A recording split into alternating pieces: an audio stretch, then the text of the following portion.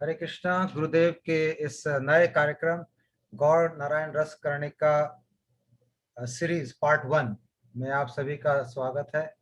आज से हम शुभ तिथि से अक्षय तृतीया की तिथि से इस नए कार्यक्रम की शुरुआत कर रहे हैं, जिसमें विभिन्न वैष्णव हमारे पास इस प्रोग्राम में आएंगे और हम उनसे हमको कथा सुनने का सौभाग्य प्राप्त होगा। हम लोग जय ध्वनि के साथ इस प्रोग्राम की शुरुआत करते हैं। जय श्री गुरु गौरांग गंधर्व का गिरधारी श्री राधा विनोद बिहारी जी की जय। श्री राधा रमन जी की जय। नित्य लीला प्रविष्ट ओम विष्णु पाद अष्टोत्तर श्रीमद भक्ति वेदांत श्री नारायण गोस्वामी महाराज की जय। नित्य लीला प्रविष्ट ओम विष्णु पाद अष्टोत्तर श्रीमद भक्ति वेदांत श्री वामन गोस्वामी महाराज की जय।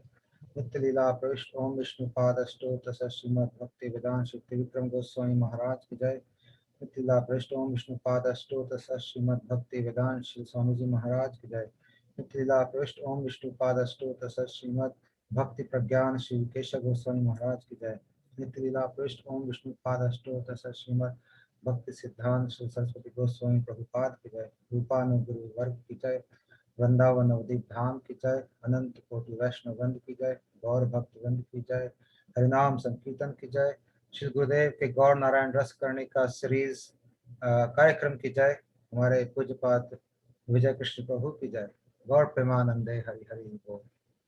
तो आज से हम इस नए इनिशिएटिव जो कि हमारे विजय कृष्ण प्रभु ने शुरू किया है, जैसा कि आप सब जानते हैं, इस कार्यक्रम की शुरुआत भी पूज्यपाद विजय कृष्ण प्रभु जी ने ही करी थी 11 दिसंबर 2020 से। और ये प्रोग्राम बहुत ही गुरुदेव की कृपा से, वैष्णव की कृपा से बड़े ही अच्छे तरीके से सुष्ट रूप से चल रहा है। और हम सब अच्छी अच्छी कथाओं का, गुरुदेव की स्मृतियों का आनंद ले रहे हैं, उस रस में डूब रहे हैं। उसी कड़ी में आज हम ये नया एक इनिशिएटिव प्रभु जी शुरू कर रहे हैं, फिर से एक बार गौर नारायण रस करने का, यानी कि हमारे गुरुदेव ने जो रस बांटा है उसका एक कण मात्र हम स्पर्श करेंगे विभिन्न वैष्णवों के मुख कमल से।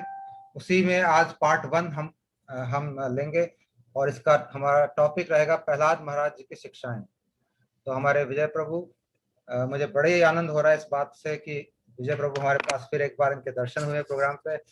और ये उसी जोश से जैसे कि मैंने स्टार्ट किया था प्रोग्राम, वैसे ही इस नए प्रोग्राम को भी एक पुश दे रहे हैं विजय प्रभु जी। और इनके ही शुभ कर कमलों से और इनके ही मुखारविंद से इस प्रोग्राम की शुरुआत हम करने जा रहे हैं। तो प्रभु जी का बहुत बहुत स्वागत है एक बार फिर इनके अपने ही प्रोग्राम में। और आज हम इनसे प्रहलाद महाराज जी की शिक्षाओं के बारे में इस सीरीज में 3-4 क्लासेस में आगे आने वाले शनिवार को इसे सुनते रहेंगे। तो प्रभु जी, आपका दंडवत प्रणाम, बहुत बहुत स्वागत। और आप इस कार्यक्रम की शुरुआत कर सकते हैं जैसे आप चाहें। दंडवत प्रणाम सब लोगों को। सबसे पहले ये प्रोग्राम जो है, सबसे पहले हम लोग श्री नरसिंह देव की जो कीर्तन है उसके साथ हम करते हैं शुरू। फिर उसके बाद मंगलाचरण करते हुए मैं इस कार्यक्रम के बारे में संक्षेप में थोड़ा सा कह करके फिर इसके बाद हम करेंगे शुरू इस कार्यक्रम। ठीक है। जय श्री गुरु महाराज की जय। श्री प्रहलाद महाराज की जय। श्री नरसिंह देव श्री भगवान की जय। और प्रेमानंदे हरि हरि बोल।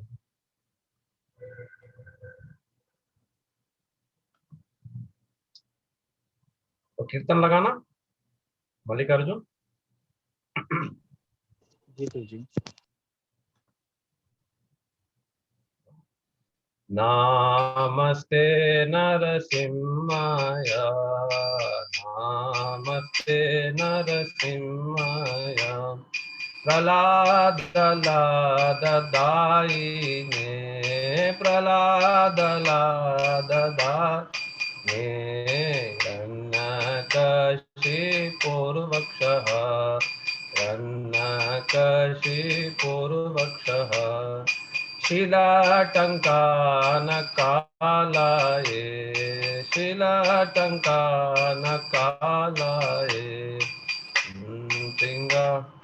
नेक्स्ट।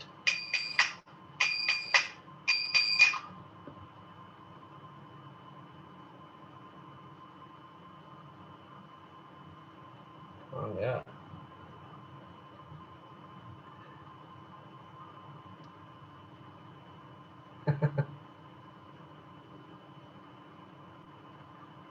नरसिंह आ गया। हाँ वो 1 मिनट वो ठीक है।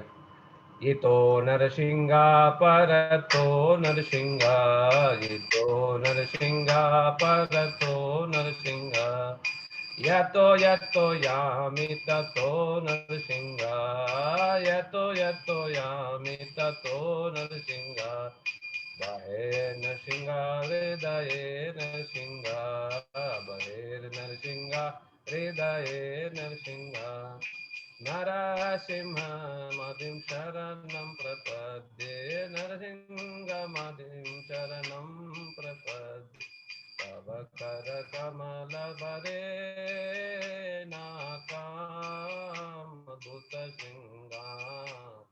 दलिता हिरण्यकशिपु तनुभृङ्गां, केशवधिता नरहरिरूप, जय जगदीश हरे, जय जगदीश हरे, जय जगदीश हरे, तव कर कमल बरे नाकामधुत श्रृंगा, दलिता हिरण्यकशिपु तनुभृङ्गा, केशवधृता नरहरिरूप, जय जगदीश हरे, जय जगदीश हरे, जय जगदीश हरे।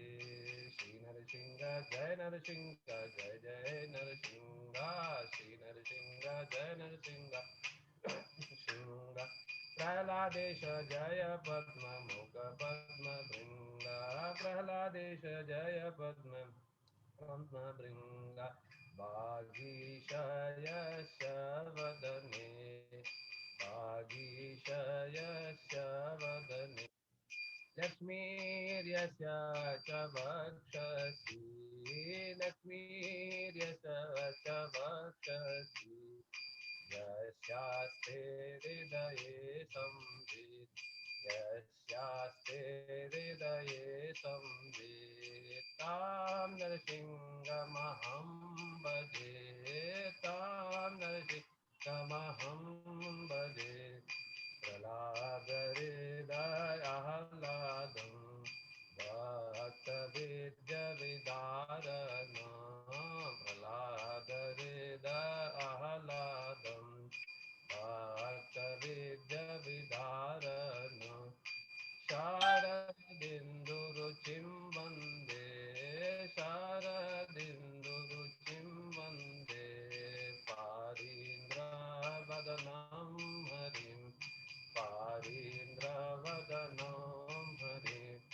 श्री नरसिंह जय नरसिंह, जय जय नरसिंह, श्री नरसिंह जय नरसिंह, जय जय नरसिंह, जय नरसिंह जय जय प्रह्लाद, जय नरसिंह जय जय प्रह्लाद, जय नरसिंह जय जय प्रह्लाद, जय नरसिंह जय जय प्रह्लाद, जय। हरे कृष्णा कृष्ण कृष्ण हरे हरे, हरे राम राम राम हरे हरे, हरे कृष्णा कृष्ण कृष्ण हरे हरे, हरे राम राम राम हरे हरे, निताय गौर हरि बोल, हरि बोल, हरि बोल, हरि बोल, निताय गौर हरि बोल, ओल हरि बोल, हरि बोल, हरि बोल। गौर प्रेमानंदे हरि हरि बोल। नरसिंह देव भगवान की जय, भक्त प्रहलाद महाराज की जय, श्री भागवत महापुराण की जय, श्री गुरु महाराज की जय। प्रभु जी, किसी ने लिखा कि आपकी आवाज कम आ रही है, पहले मैं सबसे पूछ लूं, आप सभी को आवाज ठीक आ रही है प्रभु जी की? आप मेरे को कम। जी हाँ, प्रभु जी अभी आवाज ठीक है, कीर्तन के टाइम में थोड़ा लो थी। अच्छा ठीक, ओके ठीक। अब ठीक है वो है। हाँ प्रभु जी कह रहे हैं अब ठीक है, तो मेरे ख्याल से ठीक होगी। मैं तो हेडसेट लगा रखा, मुझे अच्छी आवाज आ रही है कम मुझे। कम है आपकी आवाज। पायलट प्रभु की आवाज ठीक है, प्रभु जी की आवाज कम है। अच्छा, प्रभु जी आप अगर हेडसेट लगा सकते हैं तो और भी अच्छा रहेगा मेरे ख्याल से, या ईयरफोन। वो तो अभी नहीं है मेरे पास, वो वाला नहीं है, तार वाला नहीं है मेरे पास अभी। ठीक है फिर, मेरे को सुनाई तो दे रहा, समझ तो आ रहा है। अच्छा, एक मिनट।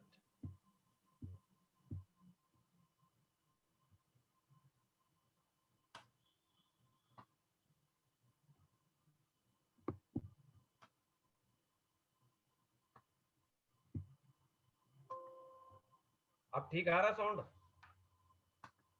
राधा प्रभु ठीक आ रहा है आपको साउंड? हाँ अब बेटर है। चलो ठीक है। ओम ज्ञानतिमिरान्धस्य ज्ञानाञ्जनशलाकया चक्षुरुन्मिलितं येन तस्मै श्रीगुरवे नमः। नमो विष्णुपादाय राधिकायै प्रियात्मने श्रीमद्भक्तिवेदान्त नारायण नामिने कृष्णलीलाकथने सुदक्षमौदार्य माधुर्यगुणैश्च युक्तं वरं वरेण्यं पुरुषं महान्तं नारायणं तं शिरसा नमामि। युवाचार्य प्रभुं वन्दे नारायण करुणामयं राधादास्यलोपं दत्त्वा तारयते भुवनत्रयं वाञ्छाकल्पतरुभ्यश्च कृपा सिन्धुभ्येव च पतितानां पावनेभ्यो वैष्णवेभ्यो नमो नमः। जय श्री कृष्ण चैतन्य प्रभु नित्यानंद श्री अद्वैत गदाधर शिव सदि गौर भक्तवृंद। नमो महावदन्याय कृष्ण प्रेम प्रदायते कृष्णाय कृष्ण चैतन्य नाम्ने गौरत्विषे नमः। हे कृष्ण करुणा सिंधु दीनबंधु जगतपते गोपेश गोपिका कांत राधा कांत नमोस्तुते। तप्त कांचन गौरांगी राधे वृंदावनेश्वरी वृषभानुसुते देवी प्रणमामि हरिप्रिये।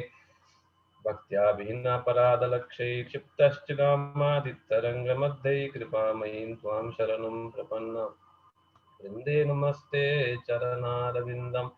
तमादिदेवं करुणानिदानं तमालवर्णं सुवितावतारं पारसंसारसमुद्रसेतुं भजामहे भागवतस्वरूपम्। यं प्रभजन्तमनुपेतमपेतकृत्यं द्वैपायनो विरहकातरया जुहाव पुत्रीति तन्मयतया तरवोऽभिनेदुस्तं सर्वभूतहृदयं मुनिमानतोऽस्मि तो नरसिंह वरतो नरसिंह। यतो यतयामि ततो नरसिंह बहिर्नरसिंह हृदये नरसिंह। नरसिंहमादिं शरणं प्रपद्ये प्रह्लादहृदयाह्लादं भक्तविद्यविदारणं शरदिन्दुरुचिं वन्दे पारीन्द्रं वदनं हरिं। हरे कृष्णा कृष्णा कृष्णा हरे हरे हरे राम राम राम हरे हरे। सर्वप्रथम मैं अपने परम आराध्यतम जगत गुरु शिरूपानुप्रवर श्री श्रीमद् भक्ति वेदांत श्री गुरुपाद पद्म श्री श्रीमद् भक्ति वेदांत श्री नारायण गोस्वामी महाराज जी के चरणारविंदों में अपने अनंत कोटि सहस्त्र प्रणाम समर्पित करते हुए उनके निकट अहितु की कृपा भिक्षा की प्रार्थना करता हूँ।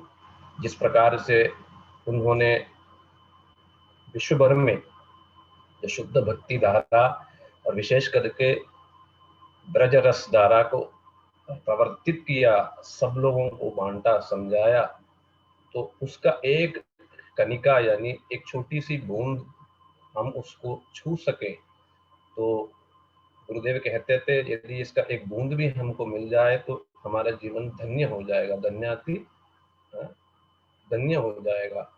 और उसी शुद्ध भक्ति की प्रारंभ में जो फाउंडेशन जो स्टेप है वो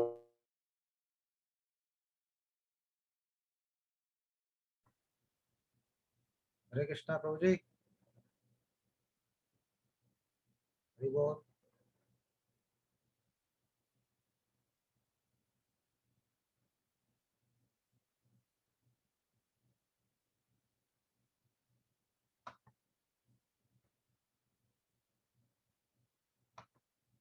लगता है प्रभु जी का कनेक्शन थोड़ा चले गया है, तो देर के वापस आ जाएंगे।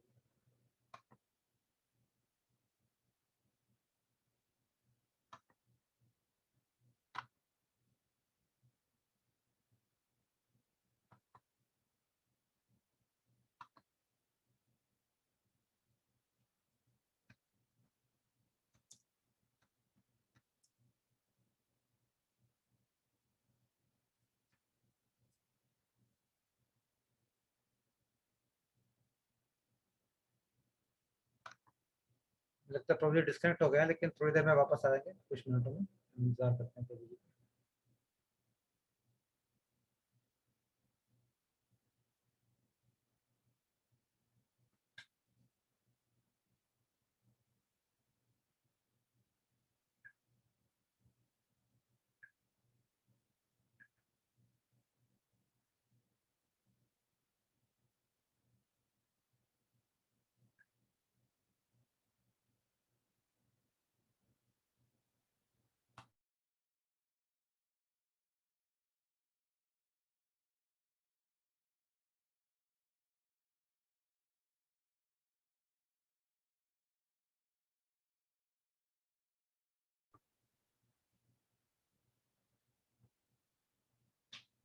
प्रभु जी कुछ मिनटों में वापस आ रहे हैं, हम लोग उतना इंतजार करते हैं। जैसा कि प्रभु जी कह रहे थे कि प्रहलाद महाराज की शिक्षाएं हमारे भक्ति का आधारभूत है, तभी इन सभी कथाओं का भागवत में आप देखेंगे क्रम है। पहले ध्रुव महाराज की कथाएं हैं, फिर प्रहलाद महाराज की कथाएं हैं। इसका कारण है क्योंकि ये इसका आधार जब तक ठीक नहीं होगा हम भजन में आगे नहीं बढ़ पाएंगे। विजय प्रभु आ गए हैं। प्रभु जी आप अनम्यूट कर ले अपने आप को।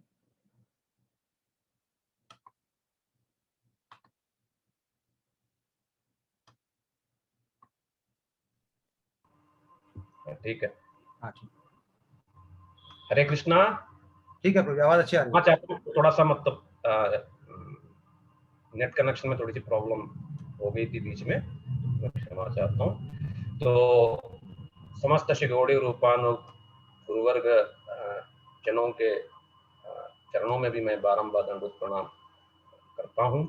और विशेष करके श्री भागवत, श्री महापुराण में श्री भागवत के जो तात्पर्य को जो समझने के लिए श्री विश्वनाथ चक्रवर्ती ठाकुर पाद ने जिस प्रकार से व्याख्याएं की हैं, उनकी कृपा के बिना हम श्री भागवत और विशेष करके प्रहलाद महाराज जी की ये सब गूढ़ जो बातें हैं हम बिल्कुल भी समझ ही नहीं सकते हैं। तो श्री विश्वनाथ चक्रवर्ती ठाकुर जी के चरणों में बारंबार दंडवत प्रणाम करते हुए उनकी थोड़ी बहुत भाव बिंदु को हम लोग स्पर्श कर सके, क्योंकि मैं प्रहलाद महाराज जी के इन शिक्षाओं में तो मेरा एक विशेष प्रयास रहेगा कि जहाँ जहाँ फिर जरूरी है तो विश्वनाथ चक्रवर्ती ठाकुर पाद जी के विशेष विशेष जो व्याख्या है वो हम सुनेंगे, क्योंकि हम प्रहलाद जी के चरित्र तो कई बार सुन चुके हैं और उनकी शिक्षाओं को तो हम कभी ज्यादा सुने नहीं, विशेष करके चक्रवर्ती पाद जी की टीका व्याख्या तो हम बहुत ही मतलब ना के बराबर सुने। इसलिए मेरा थोड़ा सा प्रयास रहेगा कि समय जो संक्षेप समय में हम थोड़ा बहुत इसके बारे में हम सुन सकें। तत्पश्चात श्री सचिनंदन गौरहरि, श्री राधा श्री विनोद बिहारी रमन बिहारी और आप सभी श्रोता श्री मंडली हैं, सबके चरणों में मेरा दंडवत प्रणाम।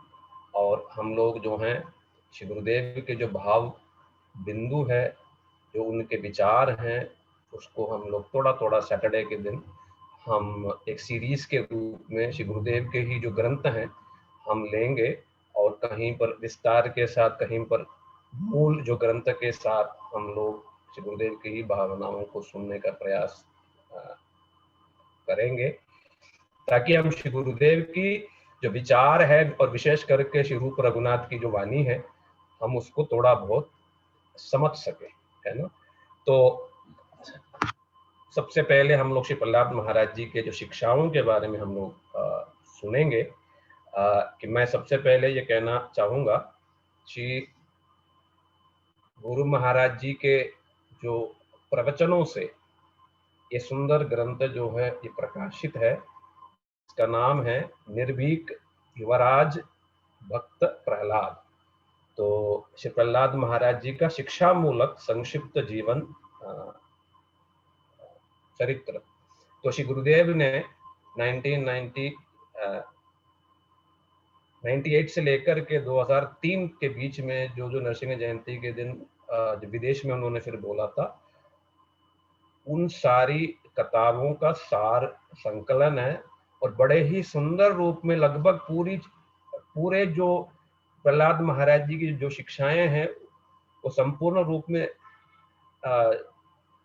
जो उनके जीवन है, जो उनकी मुख्य छोटी छोटी संक्षेप में जो उनकी शिक्षाएं हैं वो ये ग्रंथ में दिया गया है और श्री गुरुदेव की बड़ी सुंदर इसमें भावनाएं व्यक्त हैं।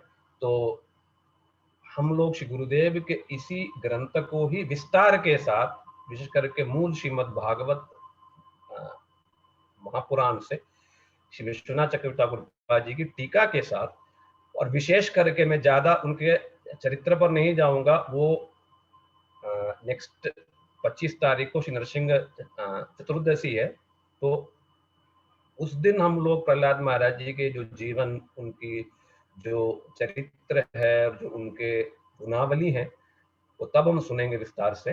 किंतु मैं ये 2 हफ्ता जो है विशेष करके जो उनकी पर्टिकुलर जो शिक्षाएं हैं, तो उन शिक्षाओं पर गहराई के साथ हम लोग जाने का प्रयास करेंगे। तो इसलिए मेरा सबके निकट मेरा आग्रह है, श्री गुरुदेव के ये व्यक्त प्रहलाद ग्रंथ जो हैं, इसको निश्चित रूप से आप लोग खरीद सकते हैं, या नहीं है तो नेट से डाउनलोड कर सकते हैं और जरूर इसको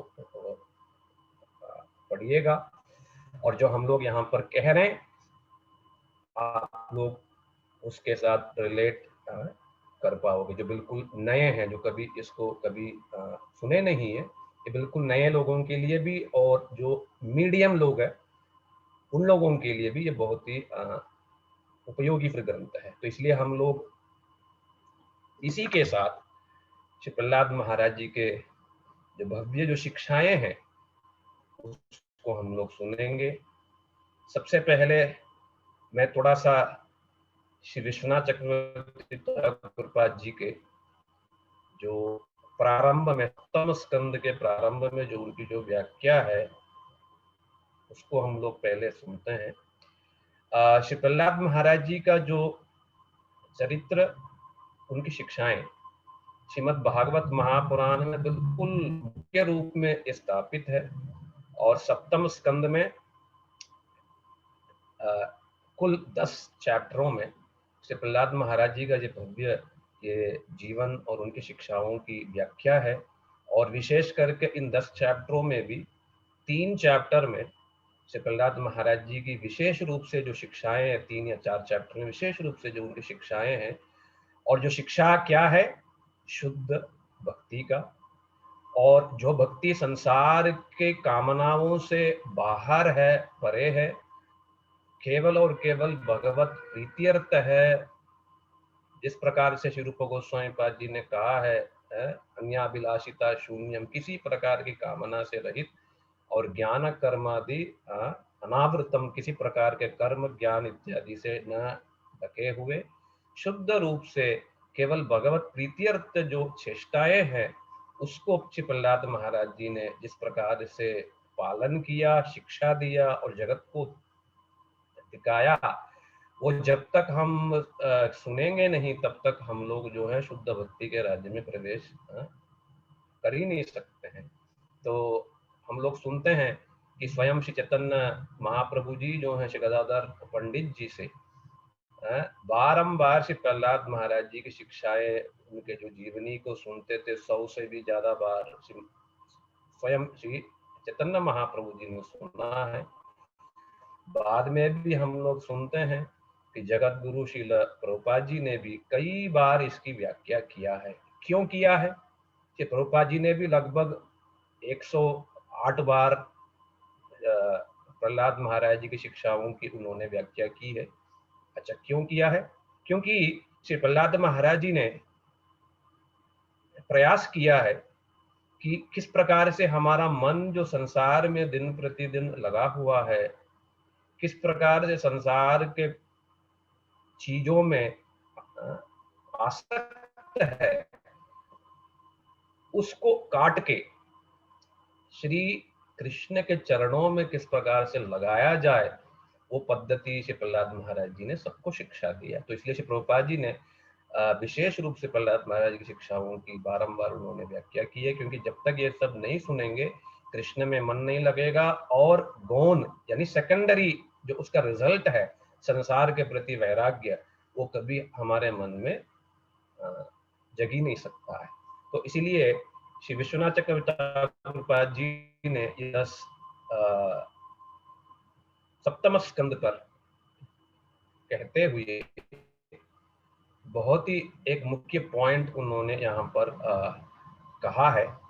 और ये सप्तम स्कंद में प्रहलाद महाराज जी का चरित्र है 10 चैप्टरों में, और विशेष करके 4 चैप्टरों में जो उनकी शिक्षाएं हैं, जैसे मैंने कहा है अभी।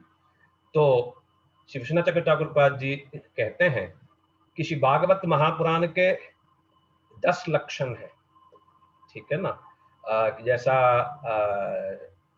सर्ग, विसर्ग इत्यादि इत्यादि है, तो इसके 10 प्रकार के लक्षण है। तो इस सप्तम स्कंद का क्या लक्षण है, तो इसके बारे में श्री विश्वनाथ चक्रवर्ती जी कह रहे हैं कि सप्तम स्कंद जो है ये इसका लक्षण है ऊती। तो ये ऊती क्या है, तो कहते हैं कि ऊती स्याद वासना, अर्थात ऊती माने वासना है। वासना कह लो या कामना कह लो, दोनों सेम है ना। और ये वासना और कामना दोनों जो सेम है, ये वासना के वजह से ही हम इस संसार में, क्योंकि हमने संसार के विषयों को भोगने की या जानने की जो हमने लालसा की है, केवल इसी वजह से हमें संसार में। और यदि साधु के संग के प्रभाव से वो वासना जो है बदल के श्री कृष्ण को प्रसन्न करने के लिए जब मुड़ जाएगा, तो तब उस समय जो है वो संसार से मुक्त कहलाया जाएगा, और श्री कृष्ण चरणों की प्राप्ति और कृष्ण जो भक्ति है उसके लिए वो पूर्ण रूप से प्रतिष्ठित हो जाएगा। फिर संसार की ये सब चीजें उसको कभी भी बाधा बिल्कुल नहीं देगी। तो ये वासना ही सब कुछ है। कहने का मतलब ये है कि हमारा इस संसार में ये उन्नति या नहीं तो अवनति, यानी जो नीचे जाना या ऊपर जाना, ये केवल और केवल वासना पर डिपेंड करता है। तो कहते हैं सात्र सप्तमे कथ्यते द्विधा। तो कहते हैं ये सप्तम स्कंद में ये कहा गया है कि ये जो वासना है, ये वासना 2 प्रकार की, ठीक है। क्या है वो, तो कहते हैं कि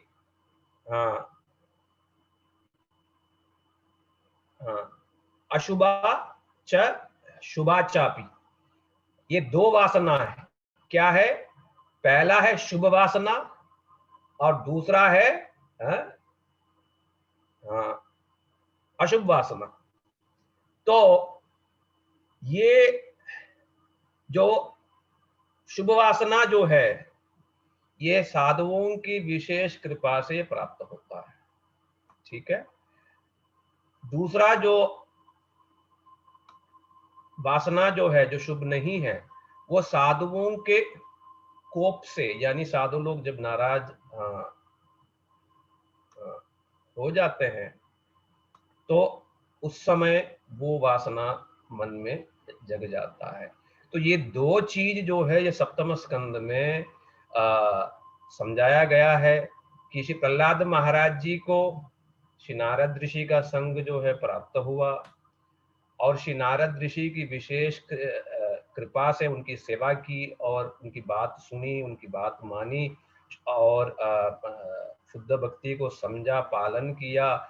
और श्री नारद ऋषि की विशेष कृपा से क्या हुआ, शुभ वासना उनके मन में जगी, जिसमें केवल और केवल शुद्ध भक्ति का विचार ही मन में सब समय प्रस्फुरित। दूसरी ओर जो हिरण्याक्ष और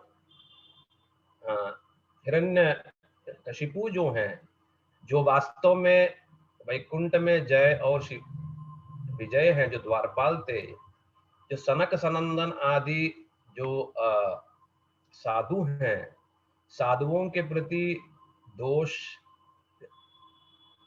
करने के कारण वो साधुओं ने जय विजय को शाप दे दिया, यानी वो क्रोधित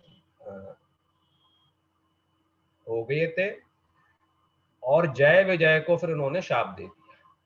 तो उस शाप के प्रभाव से यहाँ पर वो जय विजय वो वैकुंठ के हैं और ये सनक सनंदन ज्ञानी भक्त, ये सब की बात नहीं है अभी।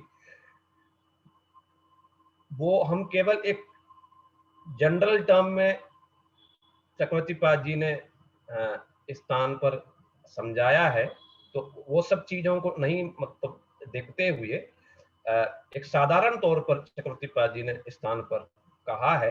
तो वो ये है कि जो सनक सनंदन जो हैं, जो क्रोधित हुए और जय विजय को शाप इत्यादि जो दे दिया था, तो उसी शाप के फलस्वरूप क्या हो गया कि उनके अंदर ये दुर्भावना, ये संसार को जो भोगने की जो वासना और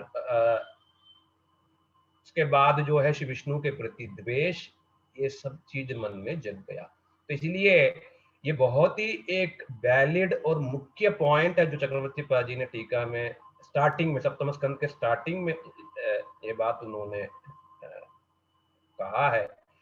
क्योंकि हम सब लोग भी देख सकते हैं कि साधुओं के प्रति हम लोगों ने वास्तव रूप में संग किया और साधुओं की विशेष कृपा यदि हमने प्राप्त किया, तो साधुओं की हमने सेवा किया और सेवा के द्वारा विशेष रूप से कृपा उनकी हम लोगों ने प्राप्त किया, तो तभी जाकर के कृष्ण में मन लग सकता है। ठीक है। और यदि हमने साधु गुरु वैष्णवों में दोष देखा या उनको नाराज किया और या उनको त्याग दिया या सब प्रकार के जो ये अपराध इत्यादि हम लोगों ने किया, तो उसका परिणाम क्या होगा, निश्चित रूप से हिरण्यकशिपु की तरह संसार में ही मन हमारा लगेगा। ये दुर्वासना तभी जगती है, मतलब मानो किसी के अंदर ये दुर्वासना है, इसका कारण यही है कि कहीं ना कहीं गुरु वैष्णव ठाकुर जी के चरणों में कुछ न कुछ हमारा भूल त्रुटि दोष हुआ और किसी का मन बिल्कुल प्रसन्न चित्त है और सब समय प्रहलाद महाराज जी की तरह निरंतर श्री कृष्ण के चरणों में लगा हुआ है और कृष्ण की सेवा में मन की रुचि है, तो समझो इन लोगों ने श्री गुरु वैष्णवों की सेवा किया है और वो श्री गुरु वैष्णवों की कृपा का ही ये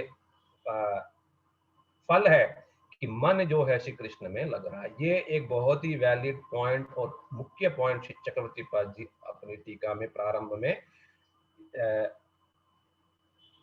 ये बात कह रहे हैं।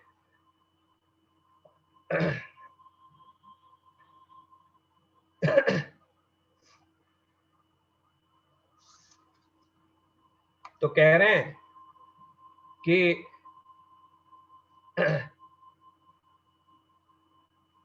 हिरण्यकशिपु में जो स्वाभाविक जो अशुभ जो वासना है वो सनंद आदि कोप,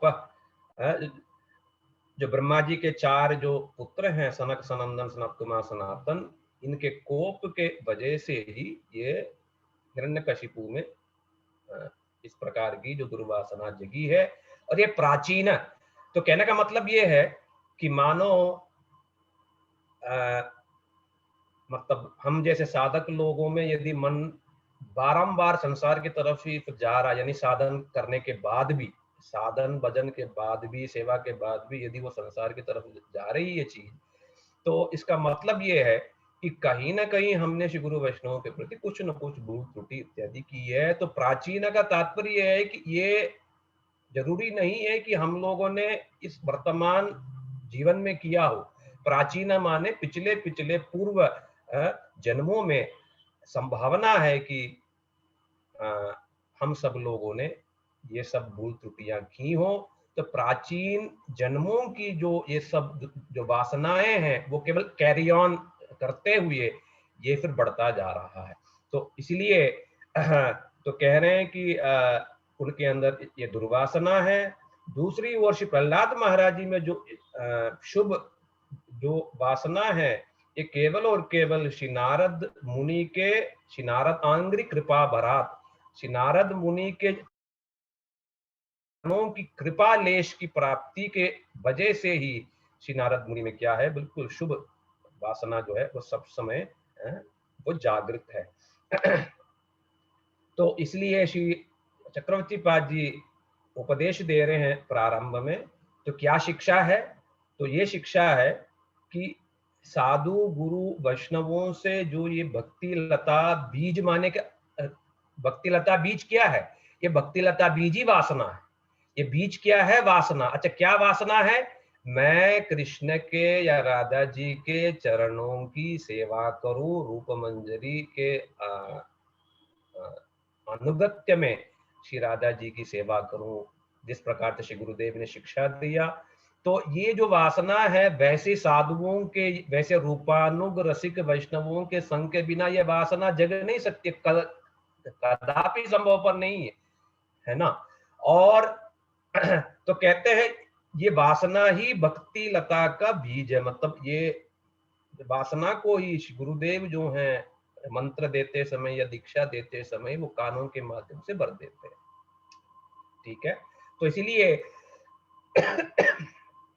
तो इसीलिए ये जो वासना हमको जो प्राप्त है, ये भक्ति लता का ये जो बीज हमको जो प्राप्त है, बड़ी कोमल है और बड़ी नाजुक है। और जब तक इस भक्ति लता की हम लोगों ने संरक्षण नहीं किया, कैसे संरक्षण? तो कहते हैं साधु संग रूपी चारों तरफ से हम लोगों ने जाली नहीं लगाई, साधुओं के घेरे में नहीं रहे, साधुओं के शासन रूपी घेरे में हम लोग नहीं रहे, तो क्या होगा?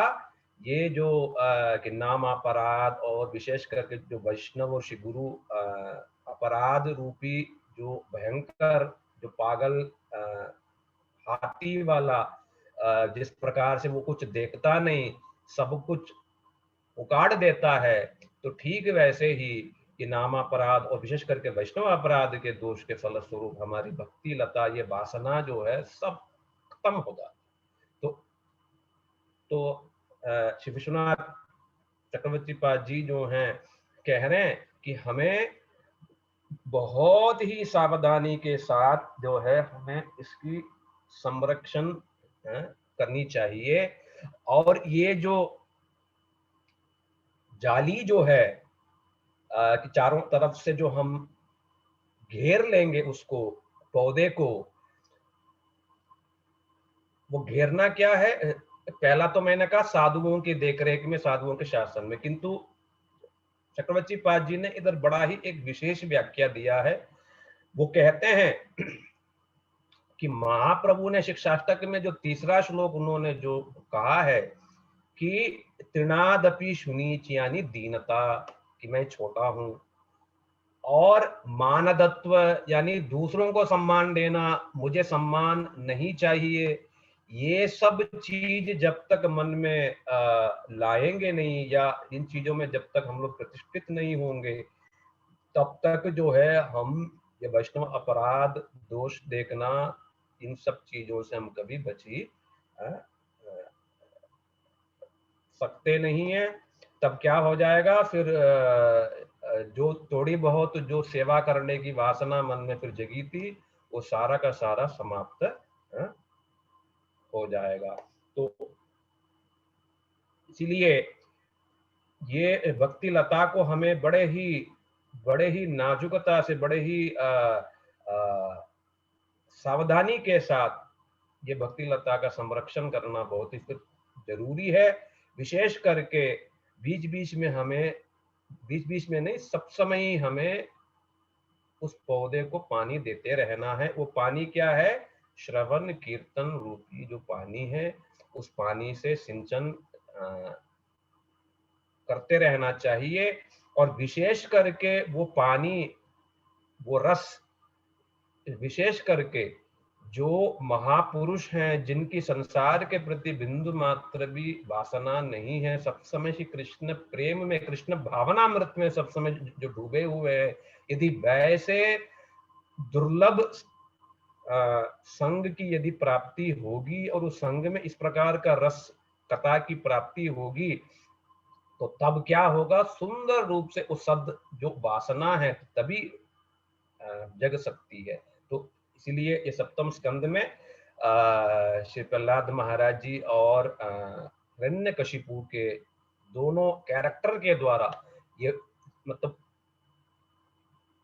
दो चीज जो है बड़े ही मुख्य रूप से ये दो चीजों को समझाया गया है। तो इसीलिए जो हम सुनेंगे तो ये दोनों की इस प्रकार की जो चरित्र है और दोनों की जो वासनाएं हैं, इन दोनों पर हमें रखना होगा ध्यान। तो रखते हुए हमें इनकी शिक्षाओं को सुनना है और सुन करके वैसे ही जीवन को या साधन भजन जो है हमें करना है। ठीक है। अब हम लोग विशेष करके श्री प्रहलाद महाराज जी की जो शिक्षा है, ये सप्तम स्कंद के 5वें स्कंद से होता है शुरू।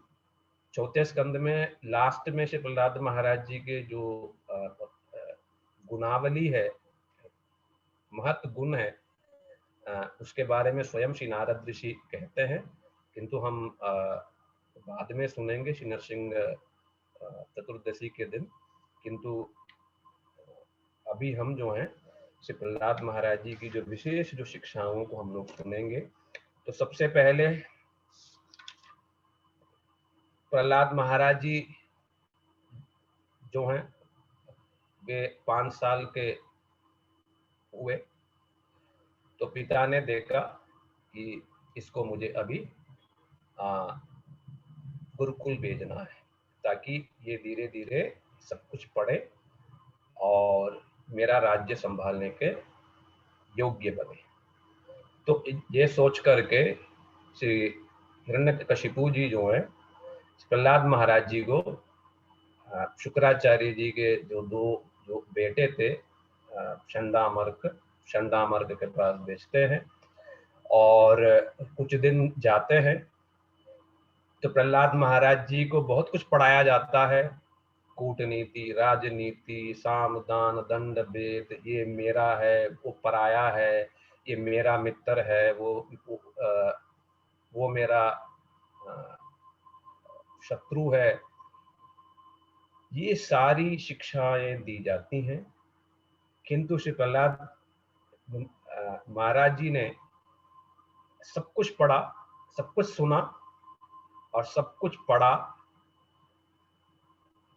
पढ़ने का मतलब यह है कि उनको याद भी किया और बोलना हो, लिखना हो, सब कुछ लिखा, किंतु मन से उन विचारों को ग्रहण नहीं किया। न साधु मनसा मैंने स्वपरासत ग्रहाश्रयम। बहुत ही मुख्य बात है कि प्रहलाद महाराज जी ने हमें शिक्षा दिया कि संसार में कैसे रहना। स्कूल गए, सब कुछ पढ़ा, जो संसार की चीजें सब कुछ पढ़ी, क्योंकि बचपन से ही नारद ऋषि का संग प्राप्त हुआ और नारद ऋषि के संग के प्रभाव से सद वासना मन में जो जगी है, तो वो समझ गए हैं कि श्री कृष्ण की भक्ति ही सबसे श्रेष्ठ है, बाकी चीजों में कुछ सार वस्तु नहीं है। तो उस संग के प्रभाव स्वरूप वो संसार में तो रहे और संसार की चीजों को तो सुना, किंतु क्या है, मन से उसको ग्रहण नहीं किया। तो इसलिए इसे कहते हैं व्यवहारिकता, कि व्यवहार तो इन्होंने ठीक से किया सबके साथ, किंतु श्री प्रहलाद महाराज जी ने हमें शिक्षा दिया कि कमल के पत्ते की तरह, कि पानी में, मतलब पानी के बीच में रहने पर भी किस प्रकार से पानी से स्पर्श नहीं होना चाहिए, ये जो है श्री प्रहलाद महाराज जी ने हमको शिक्षा दिया, कि सबके बीच में रह करके भी सारी प्रकार की शिक्षाओं को सुन करके भी न साधु मनसा, मैंने मन से उस चीज को साधु माने ठीक नहीं माना, ठीक नहीं। अच्छा, क्यों ठीक नहीं है? क्योंकि ये जो शिक्षाएं हैं ये द्वितीयाभिनिवेश वाला है, यानी आत्म तत्व विषयक नहीं है, उल्टा ये तो मैं और मेरा प्रतिपादक सांसारिक चीजें हैं, जो बिल्कुल सत्य वस्तु नहीं है, वो हमें दुख ही क्लेश ही देने वाला है। तो इसीलिए प्रहलाद महाराज जी ने मन से क्या माना, वो चीज को इस शिक्षा के द्वारा हम लोग सुनेंगे, क्योंकि ये सब चीज प्रहलाद महाराज जी ने पढ़ा तो सही, किंतु पढ़ने के बाद जब किसी दिन पिताजी जो हैं प्रहलाद जी को पूछा, पुत्र बताओ तो सही कि तुमने जो जो शिक्षा प्राप्त किया उसमें से साधु क्या है। अच्छा, श्री विश्वनाथ चक्रवर्ती पाद जी ने सारार्थ दर्शिनी नामक भागवत की टीका में बड़ी सुंदर रूप से कह रहे हैं कि साधु क्यों कहा, क्योंकि वो पुत्र को वो डराना नहीं चाहते थे, तो उन्होंने सोचा कि मैं यदि कुछ भी पूछूं और ये यदि उस चीज के लिए तैयार नहीं है, शायद ये मुझसे डर जाएगा। तो इसलिए पिता जो हैं वो पुत्र को, बेटे को वो डराना नहीं चाहते थे, तो इसलिए उन्होंने कहा कि तुमने जो भी पढ़ा और जो तुमने ठीक ठीक रूप से समझा है वही चीज बताओ। तो इसलिए ये पिता ने कहा साधु यानी श्रेष्ठ या बढ़िया चीज क्या है। तो क्योंकि श्री प्रहलाद महाराज जी ने मन से ठीक नहीं माना, वो क्यों नहीं माना, वो क्या ठीक माना, फिर वो विचार जो है साधुता क्या है, यानी श्रेष्ठ वस्तु या ठीक चीज क्या है, वो श्री प्रहलाद महाराज जी जो है वो कह रहे हैं। वो श्लोक दिखाना, तो आप लोग भी पीछे पीछे कह सकते हैं, बहुत ही मुख्य श्लोक है, श्री गुरुदेव इसको बार बार कहते थे। तत्साधु मन्ये असुरवर्य देहिनां सदा समुद्विग्न धियात् तद्ग्रहात् हित्वात्मपातं गृहम् अन्धकूपं वनं गतो यद् हरिमाश्रयेत् तत्साधु मन्ये असुरवर्य देहिनां सदा समुद्विग्न धियात् तद्ग्रहात् हित्वात्मपातं गृहमन्धकूपं वनं गतो यद् हरिमाश्रयेत्। बहुत ही एक मुख्य श्लोक है श्री प्रहलाद महाराज जी का, सप्तम स्कंद के 5वें चैप्टर में। जब पिताजी ने पूछा कि साधु क्या है, तुमने दोनों गुरुओं से अब तक जो भी सीखी है उन सब में से सबसे साधु क्या है, तो श्री प्रहलाद महाराज जी ने ये जवाब दिया। क्या कहा उन्होंने? पिताजी को क्या संबोधन किया है कि असुरवर्य, अर्थात पिता नहीं कहा, तो पिताजी को कहा कि असुर कुल में सबसे श्रेष्ठ। पिताजी ने तो समझा मेरा तारीफ कर रहा, किंतु ये तारीफ नहीं है ये तो कहा कि ये आपको समझ नहीं आएगा, क्योंकि आपके स्वभाव में ही क्या है, श्री विष्णु का विरोध करना जो है ये आपके स्वभाव में ही है। ये शास्त्रों में भी बात है कि दो प्रकार के लोग हैं। ये दो प्रकार के लोग सब समय हैं। जब से ये विश्व ब्रह्मांड की सृष्टि की गई है तब से ही ये दो प्रकार के लोग हैं। क्या है? पहले श्रेणी के लोग सुर यानी देवता, जो श्री विष्णु को मानते हैं, वेद को मानते हैं, जो नियम कानून को मानते हैं। दूसरे प्रकार के लोग हैं जो सुर नहीं है, असुर लोग हैं, जो भगवान को नहीं मानते हैं, वेद को नहीं मानते हैं, किसी प्रकार के नियम कानून को नहीं मानते, केवल और केवल संसार के भोग और जो लड़ाई दंगा को जानते हैं। ये दो प्रकार के लोग जो है विश्व सृष्टि के प्रारंभ से वर्तमान कलयुग के वर्तमान दिन तक सब समय है। वो चाहे मनुष्य के रूप में ही क्यों न हो, तो सब प्रकार के ये लोग सब समय हैं। तो ये प्रहलाद महाराज जी जो हैं, पिताजी को असुर वर्य कह करके उन्होंने संबोधन किया। तो उन्होंने कहा कि तत्साधु मन्ये, मैं इसी चीज को सबसे श्रेष्ठ मानता हूं। किस चीज को? क्या है? सदा समुद्विग्न दियाम असदग्रहात देही नाम। क्योंकि ये संसार में जितने प्रकार के जो जीव हैं, देही नाम माने जो जीव हैं, जो देह धारण जिन्होंने किया है, जिनके पास शरीर है, जिनके पास मन, बुद्धि, अहंकार, चित्त इत्यादि सब कुछ है, तो सब समय जो है अपने 10 जो इंद्रिय समूह हैं, 5 ज्ञानेंद्रिय और 5 कर्मेंद्रिय, और विशेष करके जो इन सब का जो मालिक है मन और बुद्धि, इन सब के द्वारा सब समय ही सांसारिक विषयों को सब समय ही ग्रहण करते रहता है। और इन सब चीजों को मन में डाल के रखने के कारण सब समय क्या है, समुद्विग्न धियात, सब समय क्या परेशान रहता है। तो प्रहलाद महाराज जी ने यहाँ सबसे एक मुख्य बात कही, वो ये है कि तत्वतः हमें समझना होगा कि इस संसार में दो वस्तु है। पहला वस्तु है चित्त या चेतन, जो चिन्मय है, जो नित्य है, जो सत्य है, जो परम आनंदमय भी। दूसरा है जड़, असत और अचेतन। तो ये जो चीज है, इसी से ही ये पंचभौतिक ये संसार बना हुआ है।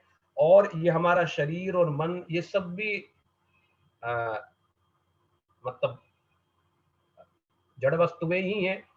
तो और दूसरी ओर हम लोग जो हैं जीवात्माएं हैं, चिन्मय हैं, चेतन है। तो जब तक ये चेतन वस्तु जो है ये जड़ वस्तुओं को सोचता रहेगा और अपने नेत्रों के द्वारा, कान के द्वारा, मुंह के द्वारा, त्वचा के द्वारा और 5 प्रकार के कर्मेंद्रियों के द्वारा इनके संसर्ग में, यानी जो विषयों के साथ संपर्क में आता रहेगा, तब तक क्या होता रहेगा, मन सब समय ही विषयों के सानिध्य में रहने के कारण, सब समय रजोगुण तमोगुण में डूबे रहने के कारण परेशान रहेगा।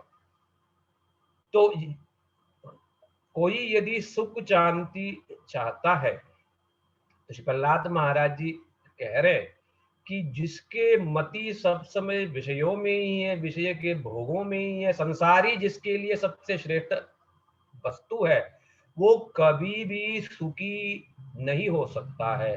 वो कभी भी शांति हो नहीं सकता है।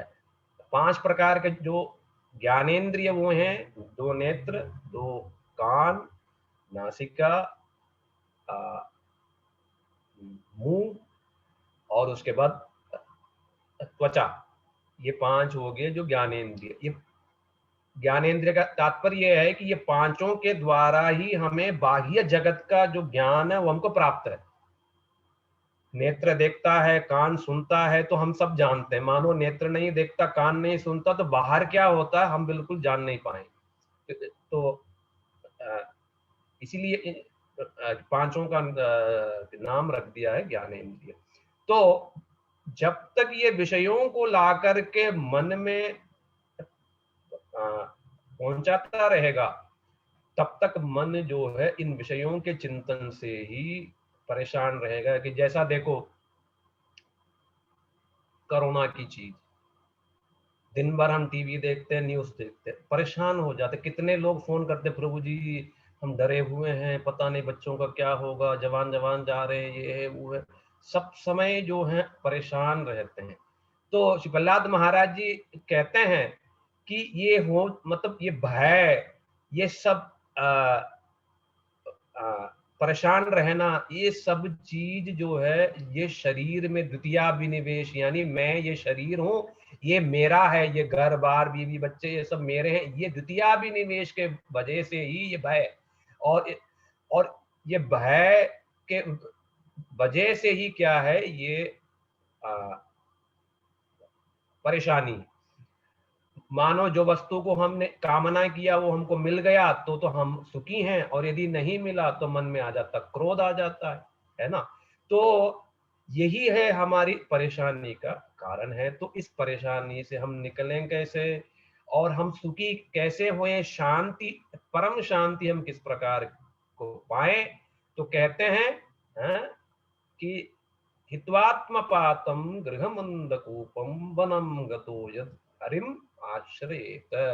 तो कहते हैं कि ये जो मैं जीवात्मा हूँ, इस विषय को भुला देने वाला ग्रह रूपी जो अंधा कुआं जो है, जो हम ये जीवात्मा है यानी मैं चेतन हूँ, ये वस्तु को हमें भुला देता है।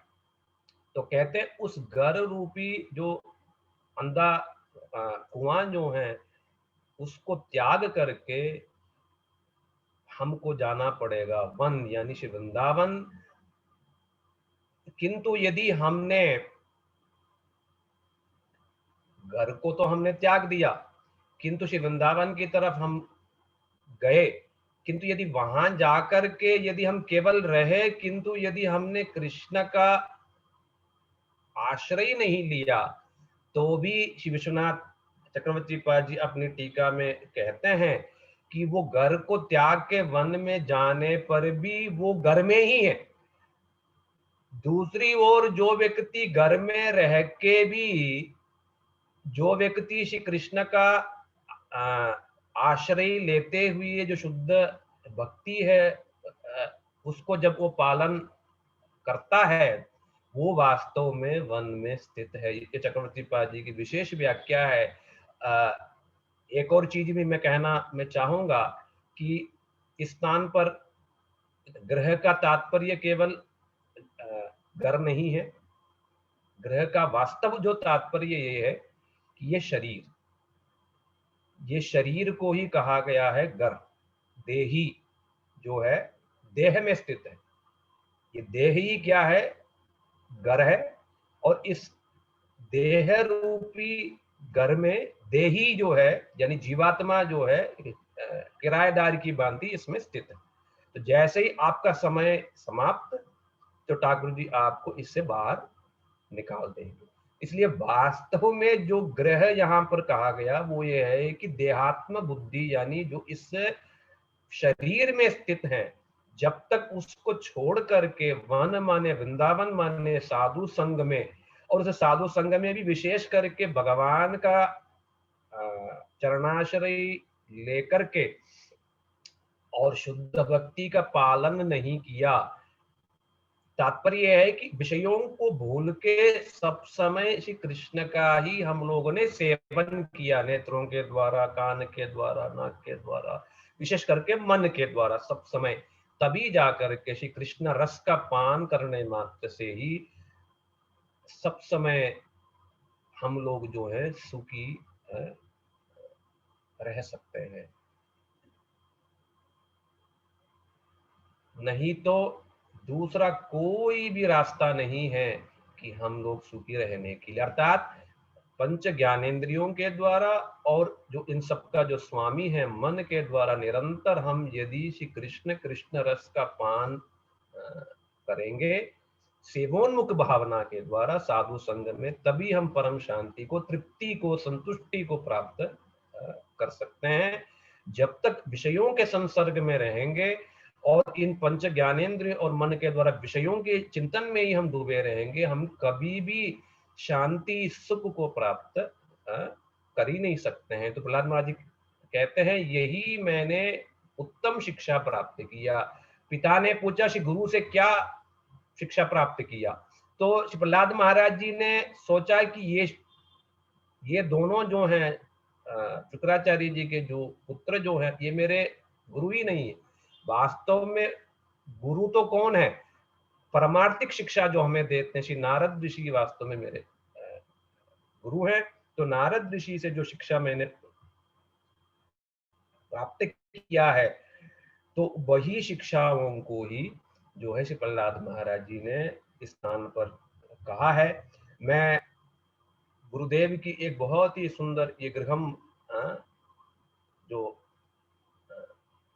अंधकूपम जो है, यानी ये जो घर संसार कह लो या देहात्म बुद्धि कह लो, किस प्रकार से ये गहरा और एक प्रकार से ये अंधकारमय कुआं है। गुरुदेव एक सुंदर उदाहरण के द्वारा इस बात को समझाते थे, और ये वास्तव में ये जो कथा जो है ये वास्तव में श्री महाभारत से है। श्री महाभारत के स्त्री पर्व में जब सारे महाभारत की लड़ाई के बाद सभी लोग, जब प्राय सभी लोग मारे गए, केवल पांडव पक्ष में से केवल 7 लोग जीवित रह गए और जो कौरवों के पक्ष से केवल 3 लोग जो जीवित रह गए। श्री धृतराष्ट्र जी एकदम बेहोश की स्थिति और भयंकर दुख ग्लानि में डूबे हुए थे। तो उनको सांत्वना देने के लिए श्री विदुर जी ने ये सुंदर कथा कहा उनको, जो विश्व प्रसिद्ध है और सभी लोग इस बात को कहते हैं। तो श्री गुरुदेव यही कथा जो है हम सब लोगों को कहते थे, समझाते थे कि ये घर संसार किस प्रकार से, ये संसारी किस प्रकार से एक गहरा और अंधकारमय कुआं है। तो श्री गुरुदेव समझाते थे। वो कथा जो है इस प्रकार से है, श्री विदुर जी जो है कह रहे हैं कि एक ब्राह्मण था, वो जंगल की तरफ जा रहा था। वो जंगल में देखा बिल्कुल घनाघोर वो जंगल था, और जैसे ही प्रवेश किया तो देखा कि चारों तरफ से बहुत सारे सर्प हैं, यानी सांप हैं। तो फिर थोड़ी देर गया तो देखा कि वहां एक बहुत बड़ी वृद्ध महिला जो है मानो पूरे उस वन को घेर के वो खड़ी है, मानो वो निगल जाएगी सब। तो अच्छा, फिर थोड़ी दूर गया तो देखा एक बहुत ही भयंकर जो हाथी जो है, जिसके 6 मुख थे और जिसके 12 पैर थे, वो मानो इसके पीछे पीछे दौड़ा आ रहा है। तो जब वो ब्राह्मण जो है ये वन में फिर गया और ये सब दृश्य देखा तो वो बिल्कुल डर गया। और वो भागने लगा वो अपने प्राण से बचाने के लिए। तो देखा कि कहाँ जाऊं, तो ढूंढते ढूंढते वो पहचान नहीं पाए क्योंकि रात का समय था। तो वो जो है कुआं था एक जो घास से जो बिल्कुल ढका हुआ, तो वो पहचान नहीं पाया। तो वहां जाके पैर रखा तो नीचे एकदम गिरने लग गया। किंतु उसके सौभाग्यवश वहां दीवार में से एक टानिया जो है पेड़ का वो निकल रहा था। तो वो नीचे की तरफ यानी सर नीचा और पैर ऊपर की तरफ वो गिरने लगा। तो उसके पैर जो है उस टेनिये में जाकर के लग गया और उसका पैर हो गया उस टेनिये में लग गया और उसका जो सर जो है वो नीचे की तरफ लटक रहा है। तो थोड़ी देर में प्राण बची ये सोचता हुआ जब नीचे की तरफ देखा तो वहां एक बहुत बड़ा नाग जो है वो बैठा हुआ एकदम फन फन करता हुआ, वो एकदम डसने के लिए तैयार है, वो नीचे बैठा हुआ। ऊपर की तरफ देखा तो वो 6 मुख वाला जो हाथी जो है वो घूर के देख रहा है। थोड़ी देर में देखा कि दो जो चूहे जो हैं सफेद और जो काला जो चूहा जो है ये दोनों वो टेनिये को धीरे धीरे धीरे काट रहे हैं। मानो कब वो टूट जाए, कब वो नीचे फिर गिर जाए, कुछ नहीं पता। और बीच में क्या हुआ कि उसी टेनिये में सुंदर सा एक मधुमक्खी का बनाया हुआ छाता था जिसमें बहुत सारे मधु थे और इतने मधु मक्खियां भिनभिना रहे थे कि पूरे मानो मधुमक्खियां वहां पर भिनभिना रहे हैं। और वो जो मक्खियां जो हैं मधु की धारा वहां पर बहा रहे हैं और ये जो नीचे की तरफ जो लटका हुआ था वो मधु की धारा को पी करके मानो परम सुख परम शांति को मानो उससे प्राप्त किया।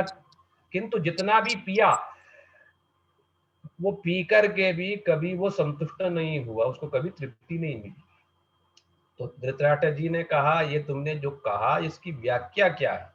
तो श्री विदुर जी ने कहा वो जो घनाघोर जो जंगल जो है वही है ये संसार। वो संसार में जो ये जो जंगल जो है वो हमारा मतलब ये संसार के विभिन्न प्रकार के जो समस्याएं या जो स्टेजेस जो हमारे जीवन में है वो चीजें हैं। वो जंगल में जो सांप है, जो बहुत सारे जो सांप जो थे वो क्या है, वही विभिन्न प्रकार के व्याधियां हैं, रोग। जो बूढ़ी महिला जो थी जो मानो घेर के वहां पर खड़ी थी मानो सबको निकल जाएगी, वो क्या है, वो हमारे बुढ़ापा है जो न चाहने पर भी मानो वो हमें घेरने के लिए प्रस्तुत है। वो जंगल में वो जो कुआं जो है वो कुआं क्या है, वही है ये देह शरीर। वो शरीर को ही श्री विदुर जी ने वहां पर कहा है कुआं। वो नीचे जो सांप जो है जो मानो हमको निगलने के लिए प्रस्तुत है वो क्या है, वही हमारा काल या प्रारब्ध जो हमारे मतलब जो मृत्यु के रूप में वहां पर प्रस्तुत है। और ऊपर जो 6 मुख और 12 पैर वाला जो हाथी जो है वो क्या है, वही है साल, संवत्सर कहते हैं जिसको। 6 मुख हो गया 6 जो ऋतुएं और 12 पैर हो गया 12 जो मास महीना। अच्छा वो जो टेनिया जो है वो क्या है, तो कहते हैं विदुर जी कहते हैं कि वही है जो हमारे जीवन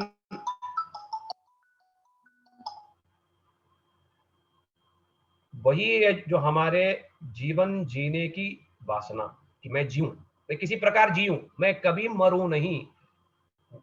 वही वो टेनिया है।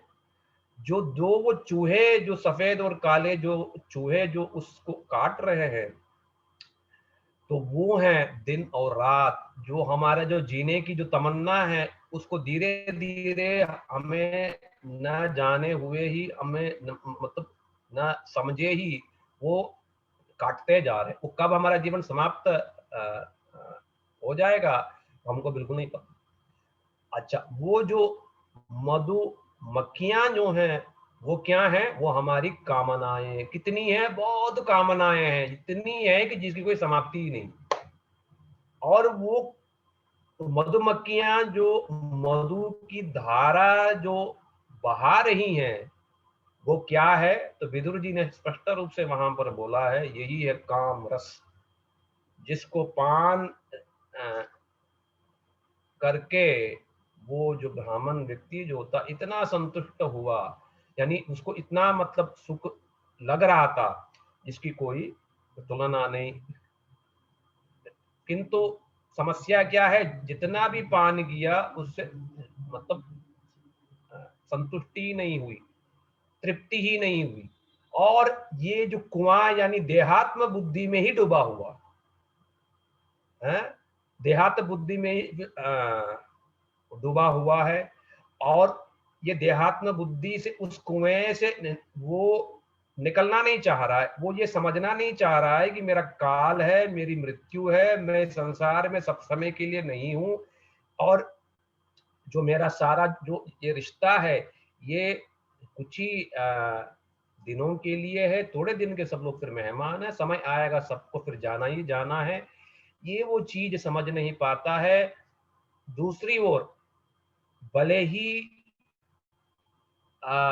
माया और काल और प्रारब्ध उसको बार बार दुख कष्ट दे रहे हैं, तो विदुर जी कहते हैं वहां पर, फिर भी इतना कष्ट पा करके भी इस संसार रूपी जंगल और उस जंगल की इतनी जो विपत्तियां और ये जो कुआं जो है, तो इन सब चीजों से उसको वैराग्य कभी नहीं होता। वो कभी ये समझ नहीं पाता कि मैं जीवात्मा हूँ और मेरा जो मूल जो कर्तव्य है वो केवल और केवल श्री कृष्ण की सेवा, साधुओं की सेवा। ये वो कभी जो है इस बात को समझ नहीं पाता है। तो इसीलिए ये हमें ये शिक्षा लेने हैं कि जीवन में हमारा जो दुख हमें जो मिल रहा है बार बार बार बार बार बार, जन्म मरण, बुढ़ापा, व्याधि, जन्म मृत्यु, जरा व्याधि, दुख दोषानु दर्शनम, ये जो चार जो चीजें हैं, और विशेष विशेष करके तीन प्रकार की बाधाएं हैं, आदि दैविक,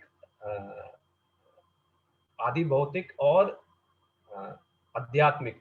ये तीन प्रकार की जो जिसे कहते हैं त्रिताप, ये त्रिताप हमें जो ये बार बार जो जो हमको मिलता रहता है। क्यों मिलता है हमको? विदुर जी ने वहां पर ये समझाया कि हमें ये इसलिए दिया जाता है कि हमें इस संसार के प्रति कहीं न कहीं से वैराग्य जगे और श्री कृष्ण के चरणों में मन लगे। तो सबसे मुख्य कारण यही है कि हमें श्री कृष्ण के चरणों में हमारा मन लगे, तो ही माया देवी जो है वो हमें बार बार ये दुख और ये कष्ट हमको देती रहती है। किंतु हम इस बात को समझ नहीं पाते। श्री प्रहलाद महाराज जी भी हमको वही चीज समझा रहे हैं। गृहमंदकूपम जो है, ये वही कुआं है कि वही जो देहात्म बुद्धि है। तो जब तक उस देहात्म बुद्धि को छोड़ करके मैं, मेरा, पराया, मित्र, शत्रु, तो जब तक ये सब भावनाओं को हम छोड़ेंगे नहीं और श्री कृष्ण के चरणों में कथा, कीर्तन और सेवा के माध्यम से सब समय ही श्री कृष्ण की सेवा में, भक्तों की सेवा में हम सब समय जो है व्यस्त नहीं रहेंगे, हमें ये दुख कष्ट बारंबार आने के लिए बाध्य है। और हम बार बार जो है हम रोते रहेंगे, तो भी हमें इसका सोल्यूशन ढूंढ ही नहीं पाएंगे। और जो सोल्यूशन होगा वो सब टेम्पररी, सब टेम्पररी। और श्री प्रहलाद महाराज जी ने जो सोल्यूशन यहाँ पर बताई है, यही है परमानेंट सोल्यूशन। तो इसलिए ये बहुत ही मुख्य श्लोक है। श्री गुरुदेव इसको बार बार कहते थे, हमेशा समझाते थे, तो इसलिए हम लोगों ने थोड़ा सा इसको विस्तार के साथ हम लोगों ने इसको स्पर्श किया। तो श्री प्रहलाद महाराज जी की ये बात सुन करके पिताजी जो हैं थोड़ा सा फिर मुस्कुराए हैं, और फिर उन्होंने चंडामार्क को फिर डांटा। तो डांटते हुए फिर उन्होंने कहा कि ये तो अभी जो है बच्चा है, तो ये जो है ये इसकी जो बुद्धि जो है उसको किसी ने बिगाड़ दिया, तो फिर तुम लोग जा करके इसको ठीक ठीक रूप से शिक्षा देना, शासन इत्यादि करते हुए इसको ठीक ठीक रूप से आप लोग शिक्षा दें। तो ये दोनों गुरु जो हैं श्री प्रहलाद महाराज जी को गुरुकुल ले आए और बड़े मीठे शब्दों से पूछने लगे, बड़े धीरे धीरे, बड़े प्रेम से, कि कहीं ये 5 साल का बच्चा कहीं बिगड़ ना जाए और कहीं डर ना जाए। तो सबसे पहले साम दान की जो नीतियां हैं, तो साम नीति से बड़े प्रेम से प्रहलाद महाराज से पूछते हैं, प्रहलाद वत्स बेटा, भद्रम ते, मैं तुमको लड्डू मोदक सब कुछ दूंगा। अरे तुम बताओ तो सही, जो तुम्हारी ये विष्णु के प्रति तुम्हारी ये जो मति है, किसने बिगाड़ा? बुद्धि भेद, तुम्हारी ये बुद्धि जो है बिगड़ी हुई, अर्थात बिगड़ी का तात्पर्य ये है कि जब प्रहलाद महाराज जी के जो पिताजी हैं, जो हिरण्यकशिपु जी जो हैं, तो जब वो चक्रवर्ती सम्राट जब बने, यानी तीनों लोकों के जब वो स्वामी बने, तो पूरे विश्व में उन्होंने घोषणा कर दिया था कि मैं ही भगवान, मेरा ही जप तप होगा, मेरा ही फिर मंत्र का जाप होगा, मेरा ही सब कुछ होगा। वो विष्णु मेरा जो है शत्रु है, विष्णु का नाम कहीं भी नहीं होना चाहिए। तो किंतु उनका ही जो पुत्र जो है वो श्री विष्णु का नाम ले रहे हैं। तो तभी श्री गुरुद्वय जो हैं ये प्रहलाद महाराज जी से पूछते हैं कि तुम्हारी ये बुद्धि को किसने बिगाड़ा? किसी दूसरे ने बिगाड़ा या स्वतः ही बिगड़ी हुई? तो हम लोग इसकी जो मूल जो कारण है वो हम सुनना चाहते हैं। तो तब श्री प्रहलाद महाराज जी जो हैं बड़े ही सुंदर रूप से ये 3 श्लोकों में, 4 श्लोकों में समझाया है और बड़े ही परोक्ष रूप से व्याख्या दिया। झूठ भी नहीं बोला किंतु सत्य भी नहीं बताया, अर्थात नाम नहीं लिया, साथ साथ फिर झूठ भी नहीं बोला। बड़े ही परोक्ष रूप में प्रहलाद महाराज जी ने इन सब की क्लास लिया। प्रहलाद महाराज जी ने कहा, परस्वश्चेति असद्ग्राह पुंसाम यन्मायया कृत विमोहित दियाम दृष्ट तस्मै भगवते नमः। तो प्रहलाद महाराज जी ने कहा, हे प्रभु, हे भगवान, ये आपकी माया कैसी है? पर स्व च इति असद्ग्राह पुंसाम यन माया कृत।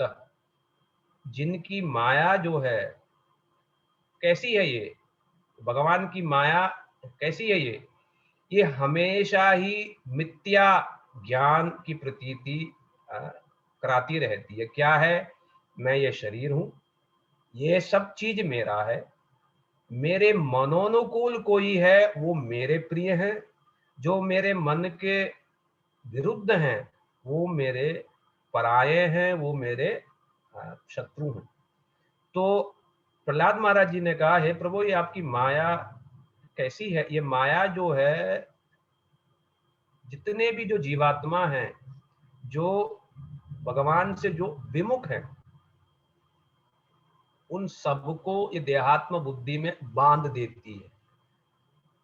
अर्थात ये सोच लेना कि मैं ये शरीर हूं, तो इसी को कहते हैं द्वितीयाभिनिवेश, यानी मैं जीवात्मा चेतन हूं, ये हो गया मेरा वास्तव स्थिति।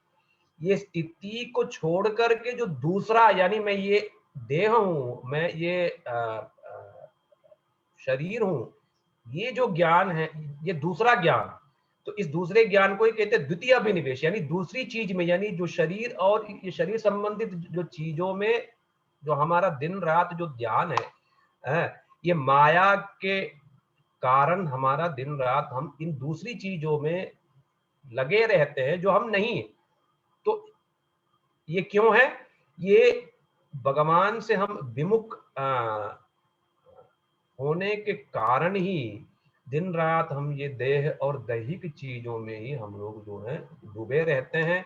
तो प्रहलाद महाराज जी के स्थान पर कहने का ये तात्पर्य है कि ये मेरे गुरु और पिताजी जो ये लोग सोच रहे हैं कि ये सारे लोग मेरे के मित्र हैं जो मेरी बात मानते हैं, और जो विष्णु और जो वैष्णव लोग हैं वो मेरे शत्रु हैं। ये कैसे हुआ? ये भगवान की विशेष जो शक्ति है माया, वो माया जो है इन सब की बुद्धि जो है बिगाड़ दिया। अच्छा, क्यों बिगाड़ दिया? क्योंकि ये भगवान से विमुख है। तो कहते हैं विमोहित दियाम दृष्ट तस्मै भगवते नमः। तो प्रहलाद महाराज जी उस माया का जो कार्य है, वो कार्य को देख करके वो कर रहे हैं प्रणाम। दृष्टा माने प्रहलाद महाराज जी चक्रवर्ती पाद जी टीका में फिर कह रहे हैं, तो टीका में वो कह रहे हैं कि दृष्ट का तात्पर्य है कि मैंने पहले नारद मुनि से मैंने इसके बारे में सुना तो था, किंतु मैंने कभी पहले देखा नहीं, किंतु मैं आज पहली बार ये माया का जो ये कार्य है, मैं पहली बार इसको देख रहा हूँ आज। क्या ये मतलब मूढ़ता है जो कहता है कि श्री विष्णु पराया है, ये सारे लोग ये जो विष्णु के जो विरोधी हैं, आसुरिक लोग मेरे हैं। माया का ये किस प्रकार का ये कार्य है, तो ये जो मैं आज पहली बार देखा, तस्मै भगवते नमः, मैं उन श्री भगवान को मैं करता हूँ मैं प्रणाम।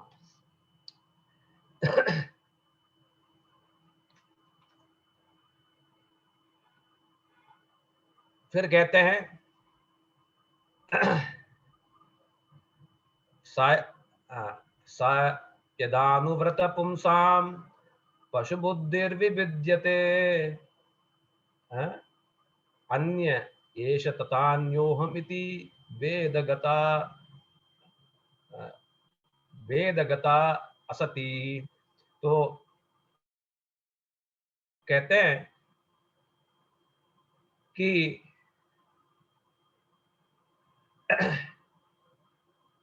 ये जो बुद्धि जो है कि ये मैं हूं, ये मेरा है, और ये मेरा मित्र है, ये मेरा शत्रु है, माया के द्वारा इस प्रकार से जो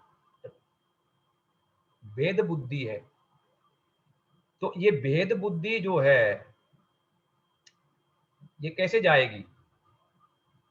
पशु बुद्धिर विविध्यते, ये कैसी है, ये पशु बुद्धि है, यानी पशु जैसी हमको फिर बना देती है। ये मैं अतत सारे संसार की लड़ाई कह लो या सब प्रकार की जो मित्रता कह लो या शत्रुता कह लो, ये सबके पीछे क्या है, ये मैं और मेरा, ये जो मिथ्या जो ज्ञान का ही ये मूल कारण है, जिसके वजह से वो बिल्कुल बन जाता है, पशु बन जाता है ना। तो ये कैसे जाएगा, तो कहते हैं स यदानुव्रत पुंसाम, जब तक भगवान की विशेष कृपा नहीं होगी, जब तक भगवान उस जीव पर विशेष रूप से कृपा जो है करेंगे नहीं, जब तक श्री भगवान जो है वो अपने सेवा में, जो दास्य रूपी जो सेवा है, वो सेवा में जब तक वो लगाएंगे नहीं, तब तक जो है ये मैं और मेरा, ये शत्रु और ये मित्र वाली, ये सब जो भेद बुद्धि, मायागत जो बुद्धि जो है ये कभी भी जो है ये जा ही नहीं सकता है। तो चक्रवर्ती पाद जी ने बड़ी सुंदर रूप से यहाँ पर व्याख्या दिया है कि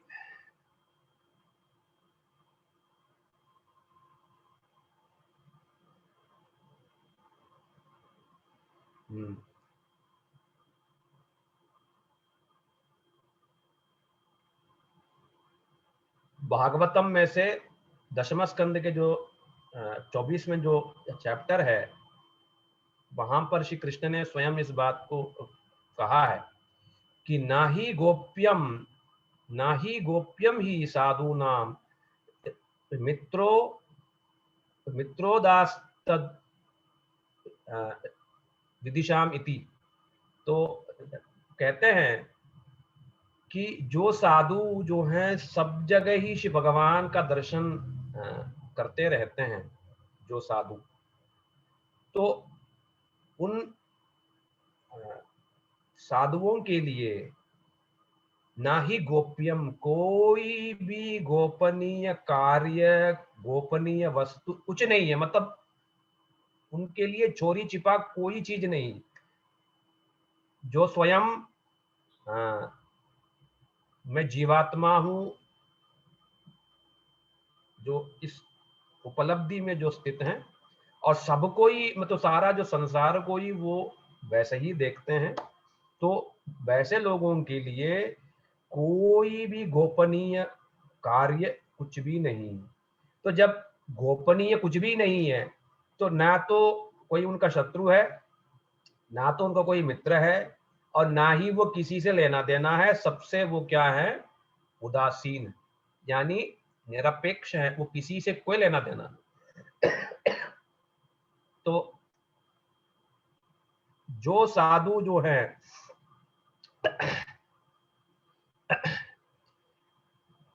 हाँ, तो चक्रवर्ती पाद जी वो टीका में फिर कहते हैं कि श्री भगवान ने स्वयं इस प्रकार से जो कहा है, इसका तात्पर्य यह है कि वास्तव में या वस्तुतः तो सारे लोग जो हैं जीवात्मा है, यानी चेतन वस्तु है।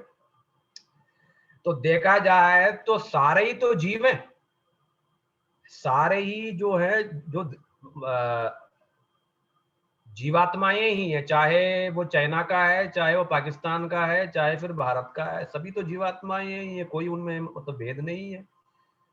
अच्छा, साथ साथ में देह दृष्टिया भी सर्वदेहा नाम, अच्छा ये जो देह की दृष्टि में भी वो हम यदि देखेंगे यदि, तो ये देह भी क्या है, सब कुछ ही पंचभूत का ही विकार है, यानी क्षिति जल पावन गगन समीरा, ये जो पांच जो चीजें हैं, ये पांच चीजों का ही तो फिर परिणाम है।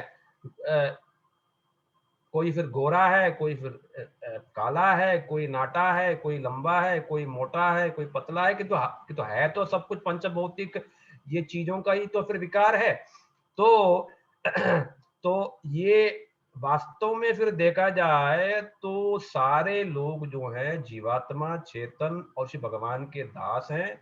जब ये बुद्धि नहीं रह जाती है तब क्या बुद्धि फिर आ जाता है, मैं भारतीय हूँ, मैं पुरुष हूँ, मेरा ये है, वो पराया है, स्त्री है, पुरुष है। ये भेदभाव मन में जग जाता है और ये भेदभाव जगते जगते पशु की तरह उसकी बुद्धि फिर बन जाता है।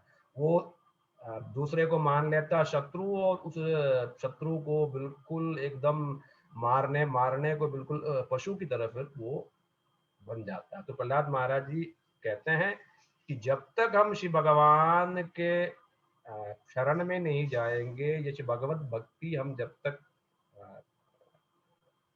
करेंगे नहीं, तो तब तक जो है मैं, मेरा और ये सब जो भेद बुद्धि कभी भी मन में जग ही नहीं सकता है। तो श्री प्रहलाद महाराज जी जो हैं कहते हैं कि नेक्स्ट वाला श्लोक, स एष आत्मा स्वपरेत्य बुद्धिभिर् दुरत्ययानुक्रमणो निरूप्यते मुह्यन्ति यत् वर्त्मनि वेदवादिनो ब्रह्मादयो हि एष भिनत्ति मे मतिम्। तो कहते हैं कि ये जो देहात्म बुद्धि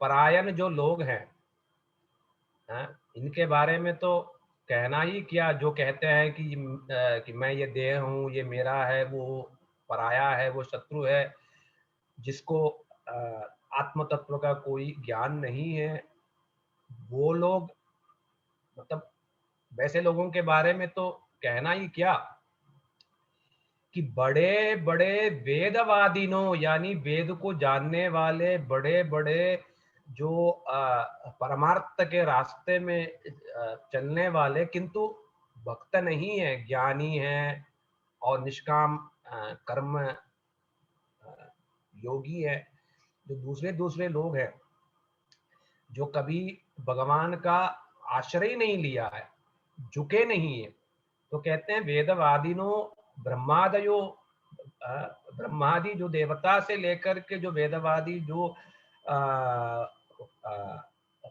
पंडित लोग हैं, तो कहते हैं कि मुह्यंती, भगवान की जो ये जो माया है, ये वैसे लोगों को भी मोहित कर देता है। यानी वास्तव में ये भगवत तत्व क्या है और आत्म तत्व क्या है, ये ठीक ठीक रूप में या पूर्ण रूप में समझ नहीं पाते हैं, श्री भगवान को पूर्ण रूप से समझ नहीं पाते हैं।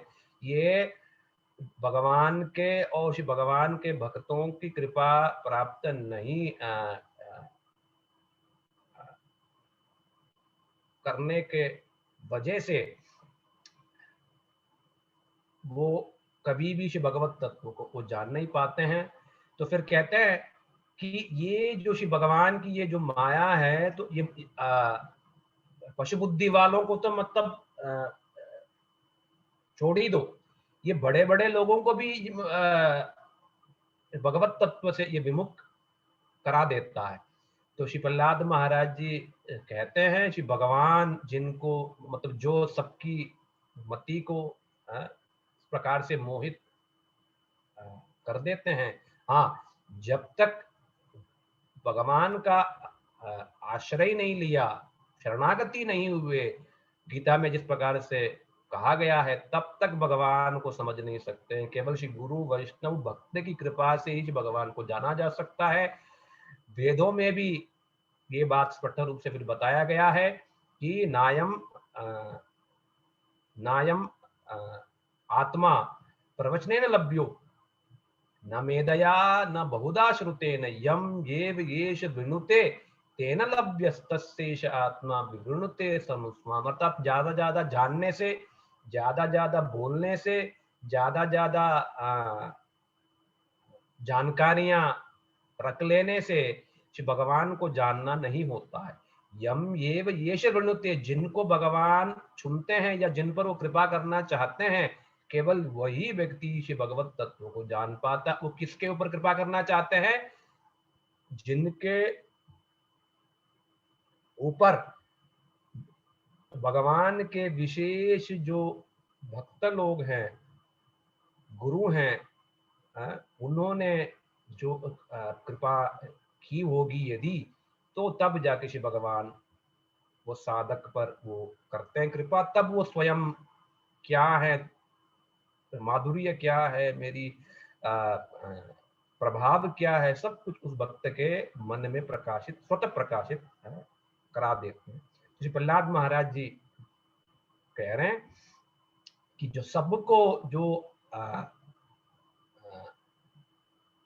चित्त को, मन को जो मोहित कर देते हैं, वही श्री भगवान ही विनती में मतिम, वही श्री प्रभु ही मेरे मन को जो है वो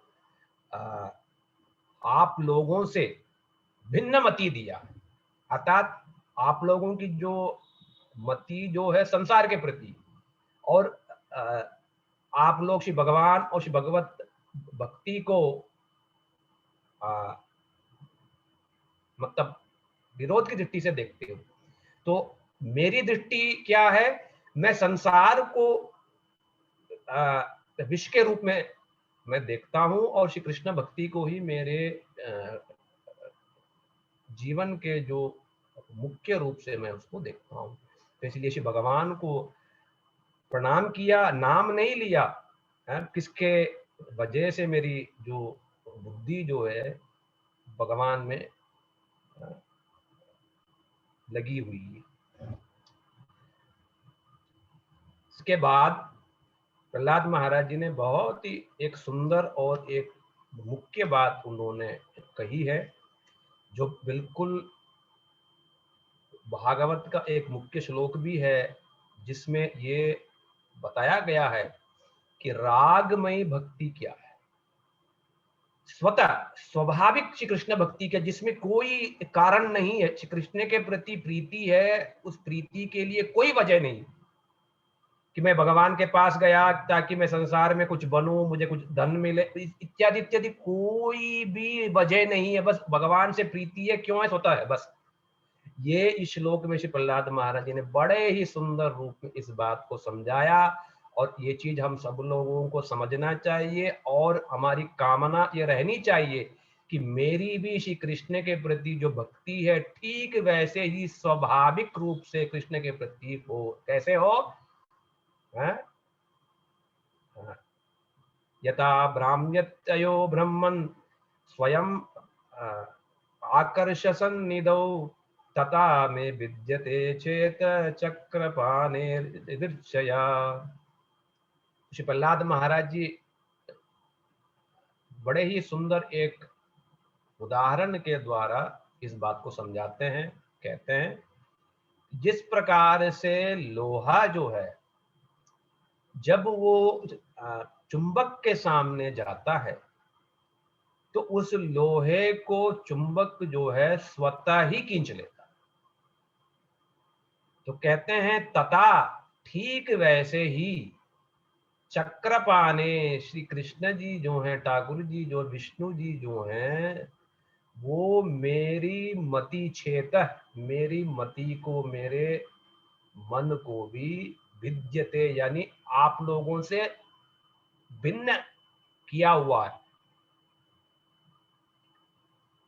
कैसा किया हुआ है? स्वतः ही, यानी इसमें मेरा कोई दोष नहीं है। कृष्ण ही मेरी मति को खींचते हैं, यानी कृष्ण का जो माधुर्य है, रूप है, सुंदर है, वो मुझे जबरदस्ती बरवश मुझे खींचते रहते हैं कि मैं स्वयं को रोक ही नहीं पाता हूँ। यहाँ पर लास्ट में जो मुख्य जो शब्द है वो है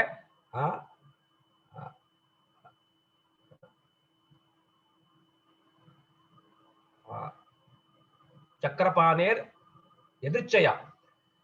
तो ये जो शब्द का तात्पर्य है कि स्वतः ही, यानी बिना किसी कारण के। तो चक्रवर्ती पाद जी इसकी टीका में कहते हैं कि स्वतः का तात्पर्य ये है, तो ये इस प्रकार की जो भक्ति जो है, वो भक्ति का जो कारण कुछ भी नहीं है, यानी दान पुण्य तपस्या, यानी कर्म कांड की कोई भी जो चीज है, इनमें से कोई भी कारण नहीं है, केवल और केवल कृपा परवश है।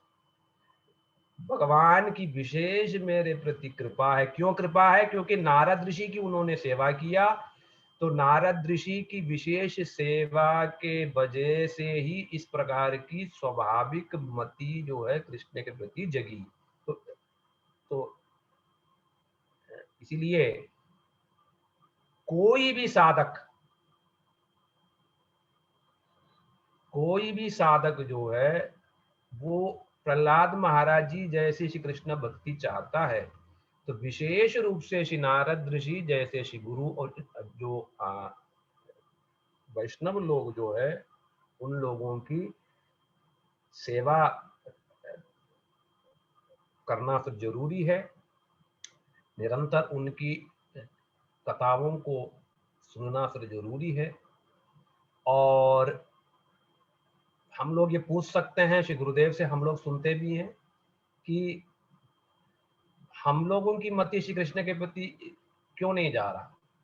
श्री गुरुदेव इसकी व्याख्या कहते हैं कि प्रहलाद महाराज जी का जो ये उदाहरण जो है लोहा और जो चुंबक का, वो लोहा जो है वो बिल्कुल शुद्ध है और हम लोगों का क्या है समस्या? वो लोहे में लगा हुआ जंग, स्थूल देह और सूक्ष्म देह, और विशेष करके मन में तरह तरह की कामनाएं, वासनाएं और देहात्म बुद्धि और संसार में फंसा हुआ। तो जब तक ये देहात्म बुद्धि रूपी ये जो जंग जो है और पाप इत्यादि पाप पुण्य और जो चीजें जो अभी चिपका हुआ है, जब तक ये जंग निकलेगा नहीं, साफ नहीं होगा, तब तक श्री कृष्ण जो हैं, जो स्वयं चुंबक की भांति हैं, कृष्ण माने ही क्या? आकर्षणीय। ये उनका स्वभाव ही है कि खींचना, कि वो खींचना तो वो चाह रहे हैं। वो श्री वृंदावन के बंशी वट में बड़े ही सुंदर रूप से वेणु बजा रहे हैं और सारा त्रिभुवन मोहित है, किंतु मेरा ये दुर्भाग्य है, ना तो मैं सुन पाता हूँ, ना ही श्री कृष्ण के प्रति मोहित हूँ, क्योंकि वो समझ ही नहीं आता है, क्योंकि इतनी बाधा है, ब्लॉकेज है, तो हम उस चीज तक पहुंच ही नहीं पाते। तो पहले इस ब्लॉकेज को हमें करना पड़ेगा साफ। जैसा हमारी किचन में यदि ब्लॉकेज है, सिंक में पानी नहीं जाएगा, तो जब तक उस ब्लॉकेज को आप करोगे नहीं साफ, तो पानी ठीक रूप से नहीं जाएगा। तो ठीक है, वैसे ये जो जीवात्मा का जो स्वाभाविक जो प्रेम है कृष्ण के प्रति, ये फिलहाल अभी देहात्म बुद्धि के वजह से बाधित है, ठीक है। और जब ये बाधाएं हो जाएंगी दूर, तब वो स्वतः वो जीवात्मा का स्वाभाविक जो वृत्ति है, कृष्ण भक्ति रस भाविता मति, वो भावित मति जो है, वो भावित मति का ही लक्षण प्रहलाद महाराज जी जो है इस स्थान पर कह रहे। ये शुद्ध भक्ति का लक्षण, जिसमें किसी प्रकार का ये अन्याभिलाष नहीं है, ज्ञान कर्म के द्वारा धका नहीं गया है, और केवल स्वाभाविक श्री कृष्ण के प्रति प्रीति का लक्षण। तो इसीलिए श्री प्रहलाद महाराज जी से श्री भागवतम में शुद्ध भक्ति जो है ये प्रारंभ होता है। तो इसलिए ये जो स्वाभाविक जो भक्ति या प्रीति जो है, कृष्ण भक्ति रस भाविता जो मति जो है, ये तब तक ये संभव पर नहीं है जब तक श्री गुरु वैष्णवों की सेवा नहीं की और श्री गुरु वैष्णवों से इस प्रकार की जो कथाएं जो हैं हमने सुना नहीं, और सुन के मन में जो एक जितने प्रकार के जो ब्लॉकेजेस है, बाधाएं हैं, इसको हमने मिटाया नहीं, दूर नहीं किया, तब तक जो है स्वतः ही स्वाभाविक रूप से श्री कृष्ण के प्रति हमारी जो चित्तवृत्ति कभी भी जा ही नहीं सकता। ये बाद वाले श्लोक में भी फिर कहेंगे श्री प्रहलाद महाराज जी कि नैषाम मतिस्तावत गुरुक्रमांगिम स्पृशति नर्तापगमो दर्तः महीयसाम पादरजोभिषेकम निष्किंचनानाम न वृणीत यावत्। जब तक महत्पुरुषों के चरण रज में हमने जब तक स्नान नहीं किया, जो निष्किंचन है यानी संसार से जिनका कोई लेना देना नहीं है, तो वैसे जो निष्किंचन जो वैष्णवों के चरण धूलि में हम जब तक स्नान करेंगे नहीं, यानी उनके विचार में जब तक हम प्रतिष्ठित नहीं होंगे, स्वीकार नहीं करेंगे नहीं, मानेंगे नहीं, तब तक हमारा मन जो है संसार में ही रहेगा। और जब तक संसार में है तब तक जो है श्री कृष्ण में मन कभी हमारा लग ही नहीं सकता। तो इसीलिए प्रहलाद महाराज जी का ये जो शुद्ध भक्ति जो है, स्वाभाविक मेरी मति श्री कृष्ण के प्रति जा रहा है, मुझे पता नहीं क्यों। तो हम लोगों की भी भक्ति किस कब और कैसे प्रहलाद महाराज जी जैसे होगी, स्वाभाविक राग। प्रहलाद महाराज जी जो स्थान पर जो उन्होंने कहा है, यही है वास्तव में राग जो स्वाभाविक रूप से जा रहा है। जिस प्रकार से सुखदेव गोस्वामी पाद जी ने जिस प्रकार से भागवत के स्टार्टिंग में उन्होंने कहा है कि जिस प्रकार से विषयी जो है वो दिन रात, जो उसका मन जो है वो दिन रात विषयों में ही जाता है, स्त्री संग में ही जाता है, तो ठीक वैसे ही प्रहलाद महाराज जी जैसे जो शुद्ध प्रेमी भक्त लोग जो हैं, जो इनकी जो मति जो है ये स्वतः ही बिना कारण के ही कृष्ण में ही जाता। ये 2 सेकंड के लिए भी ये संसार के बारे में ये सोचते नहीं। तो इसलिए हम लोगों की भी भक्ति जो है ये जो रागमयी और बिना जंग के, बिना बाधा के किस प्रकार से ये शुद्ध भक्ति की प्राप्ति होगी, श्री नारद पंचरार्थ में भी कहा गया है। श्री रूप गोस्वामी पाद जी ने भक्ति रसामृत सिंधु में इसको कहा है भक्ति के एक लक्षण के रूप में। क्या है?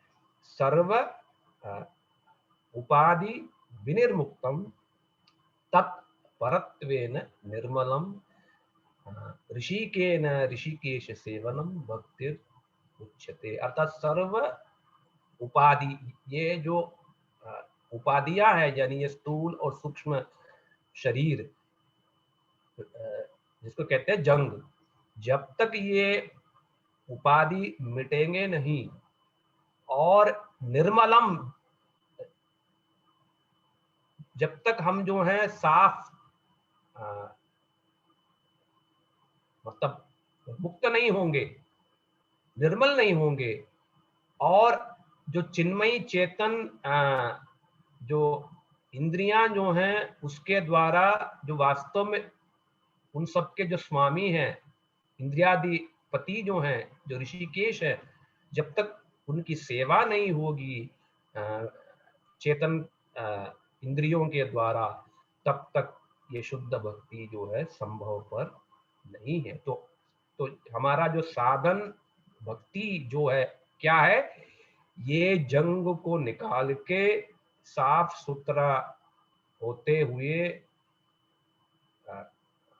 ये जो उपाधियां जो हैं इन सब को दूर करते हुए किस प्रकार से हम निर्मल हो सके, ताकि श्री गुरु वैष्णवों की विशेष कृपा को प्राप्त करते हुए ये रागमयी भक्ति को प्राप्त कर सके।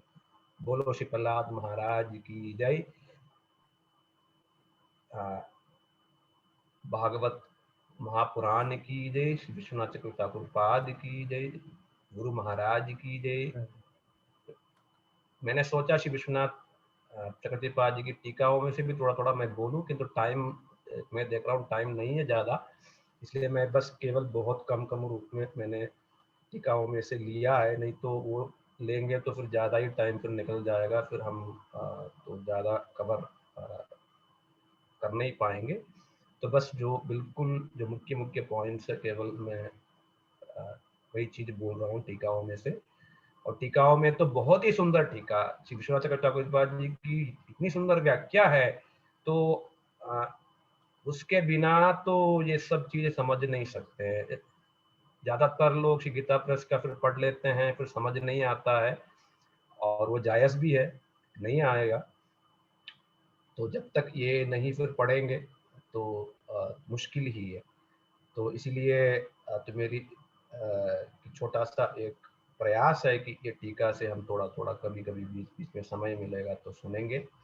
तो ये सीरीज जारी रहेगी, और हम लोग जो है संक्षेप में ही जो मुख्य मुख्य श्लोक है तो 4, 5 या 6 पार्ट्स में हम लोग इसको कवर करने का प्रयास हम लोग करेंगे। और इस प्रकार से धीरे धीरे फिर विभिन्न टॉपिक्स पर भी, राय रामानंद संवाद पर कभी ले लिया, और रथयात्रा पर कोई ले ली, फिर शिक्षाष्टक, ऐसे ऐसे हम धीरे धीरे करके श्री गुरुदेव के ही विचारधारा को हम लोग सुनेंगे। अब मैं तो लास्ट में तो सोचा था मैंने कि ये लास्ट जो 5-10 मिनट जो है ये हम लोग जो हैं क्वेश्चन आंसर सेशन के रूप में हम लोगों ने सोचा है। ठीक है प्रभु जी? हाँ प्रभु जी, ठीक है। जिसका भी कोई प्रश्न हो आप लोग पूछ सकते हैं, और मैंने सबको एनेबल कर दिया, आप जो भी चाहे अपने माइक को अनम्यूट कर सकते हैं ये टॉपिक के ऊपर ही। प्रार्थना है मेरी कि ये टॉपिक जो सुना है ये टॉपिक रिलेटेड ही फिर पूछिएगा, और जितना मैं जानता हूँ मेरा प्रयास रहेगा समझाने का। ठीक है? किसी को कोई मतलब प्रश्न हो या कुछ पूछना हो, कुछ पूछ सकते हैं। हरे कृष्णा। हरे कृष्णा माता। प्रभु जी, मेरा प्रश्न है, आपने जो बताया था हमारी 5 कर्मेंद्रियां, 5 ज्ञानेंद्रियां और 1 मन होता है। मुझे I wanted to clear my basics. आपने ज्ञानेंद्रियों को बताया जो हमारे बेसिकली सेंस ऑर्गन्स हैं। हाँ जी। तो कर्मेंद्रियां कौन सी हैं? और एक और चीज, भागवत में बहुत जगह इनको जो हम 11 बोलते हैं वही आगे चलकर 18 हो जाती हैं, जिसमें 5 कर्मेंद्रियां, 5 ज्ञानेंद्रियां, मन, बुद्धि, अहंकार और भी 5 कुछ चीज होते हैं। मुझे इस पे थोड़ी सी क्लैरिटी चाहिए थी। हाँ जी, हाँ जी। ये देखो, ये सांख्य तत्वों में ये बात है। श्री कपिल भगवान ने भी श्री भागवतम में कुल 24 तत्वों की उन्होंने फिर व्याख्या की, और फिर 24 तत्व, फिर जीवात्मा, फिर परमात्मा को लेकर कुल हो गया 26 तत्व। तो किसी किसी के मत में 26 तत्व हैं, किसी के मत में ये 11 और 5 और 7, वही 16, 18। हाँ। तो ये विभिन्न प्रकार के वहां पर मतभेद हैं। तो ठाकुर जी ने कहा ये दोनों ही ठीक हैं। तो उसमें जो मुख्य रूप से है कि 5 ज्ञानेंद्रिय, जो अर्थात जो बाहर जगत से क्या है क्या नहीं है, जो उसका ज्ञान हमारे मन तक पहुंचाता है, उसके बिना बाहर संसार की जो बात है हम बिल्कुल मतलब जान नहीं सकते हैं, न सुन सकते हैं, न समझ सकते हैं। तो वो 5 क्या है? नेत्र, कान, नाक, मुख, और उसके बाद त्वचा। ये 5 हो गया जो ज्ञानेंद्रिय है, जो बाहर जगत का जो ज्ञान हमको पहुंचाता है। मन तक। तो फिर 5 जो कर्मेंद्रिय हो गया कि 2 पैर, 2 हाथ, फिर उसके बाद जिह्वा, फिर उसके बाद निम्न जो 2 द्वार है, मल मूत्र के जो त्याग के जो द्वार है, ये उपस्थ और गुदा, ये 5 हो गया कर्मेंद्रिय। तो कुल मिला के ये हो गया 10 इंद्रियां, और ये 10 जो इंद्रियां जो हैं, ये कुल मिला के ये हो गया स्थूल शरीर। फिर जो सूक्ष्म देह में जो है वो है मन, बुद्धि, अहंकार और चित्त, ये हो गया 4 चीज, ठीक है ना। तो कुल मिला के 11 का मतलब यह है कि 5 जो ज्ञानेंद्रिय, 5 कर्मेंद्रिय और उन सबका जो स्वामी है मन, तो कुल हो गया 11। तो उसके बाद जो है 5 तन्मात्राएं, ठीक है, वो हो गया शब्द, स्पर्श,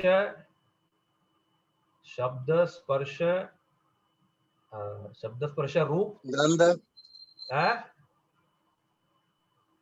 गंध, प्रभु जी, गंध, हाँ, शब्द, स्पर्श, रूप, गंध और गंध, हाँ, गंध प्रभु जी, हाँ, रस,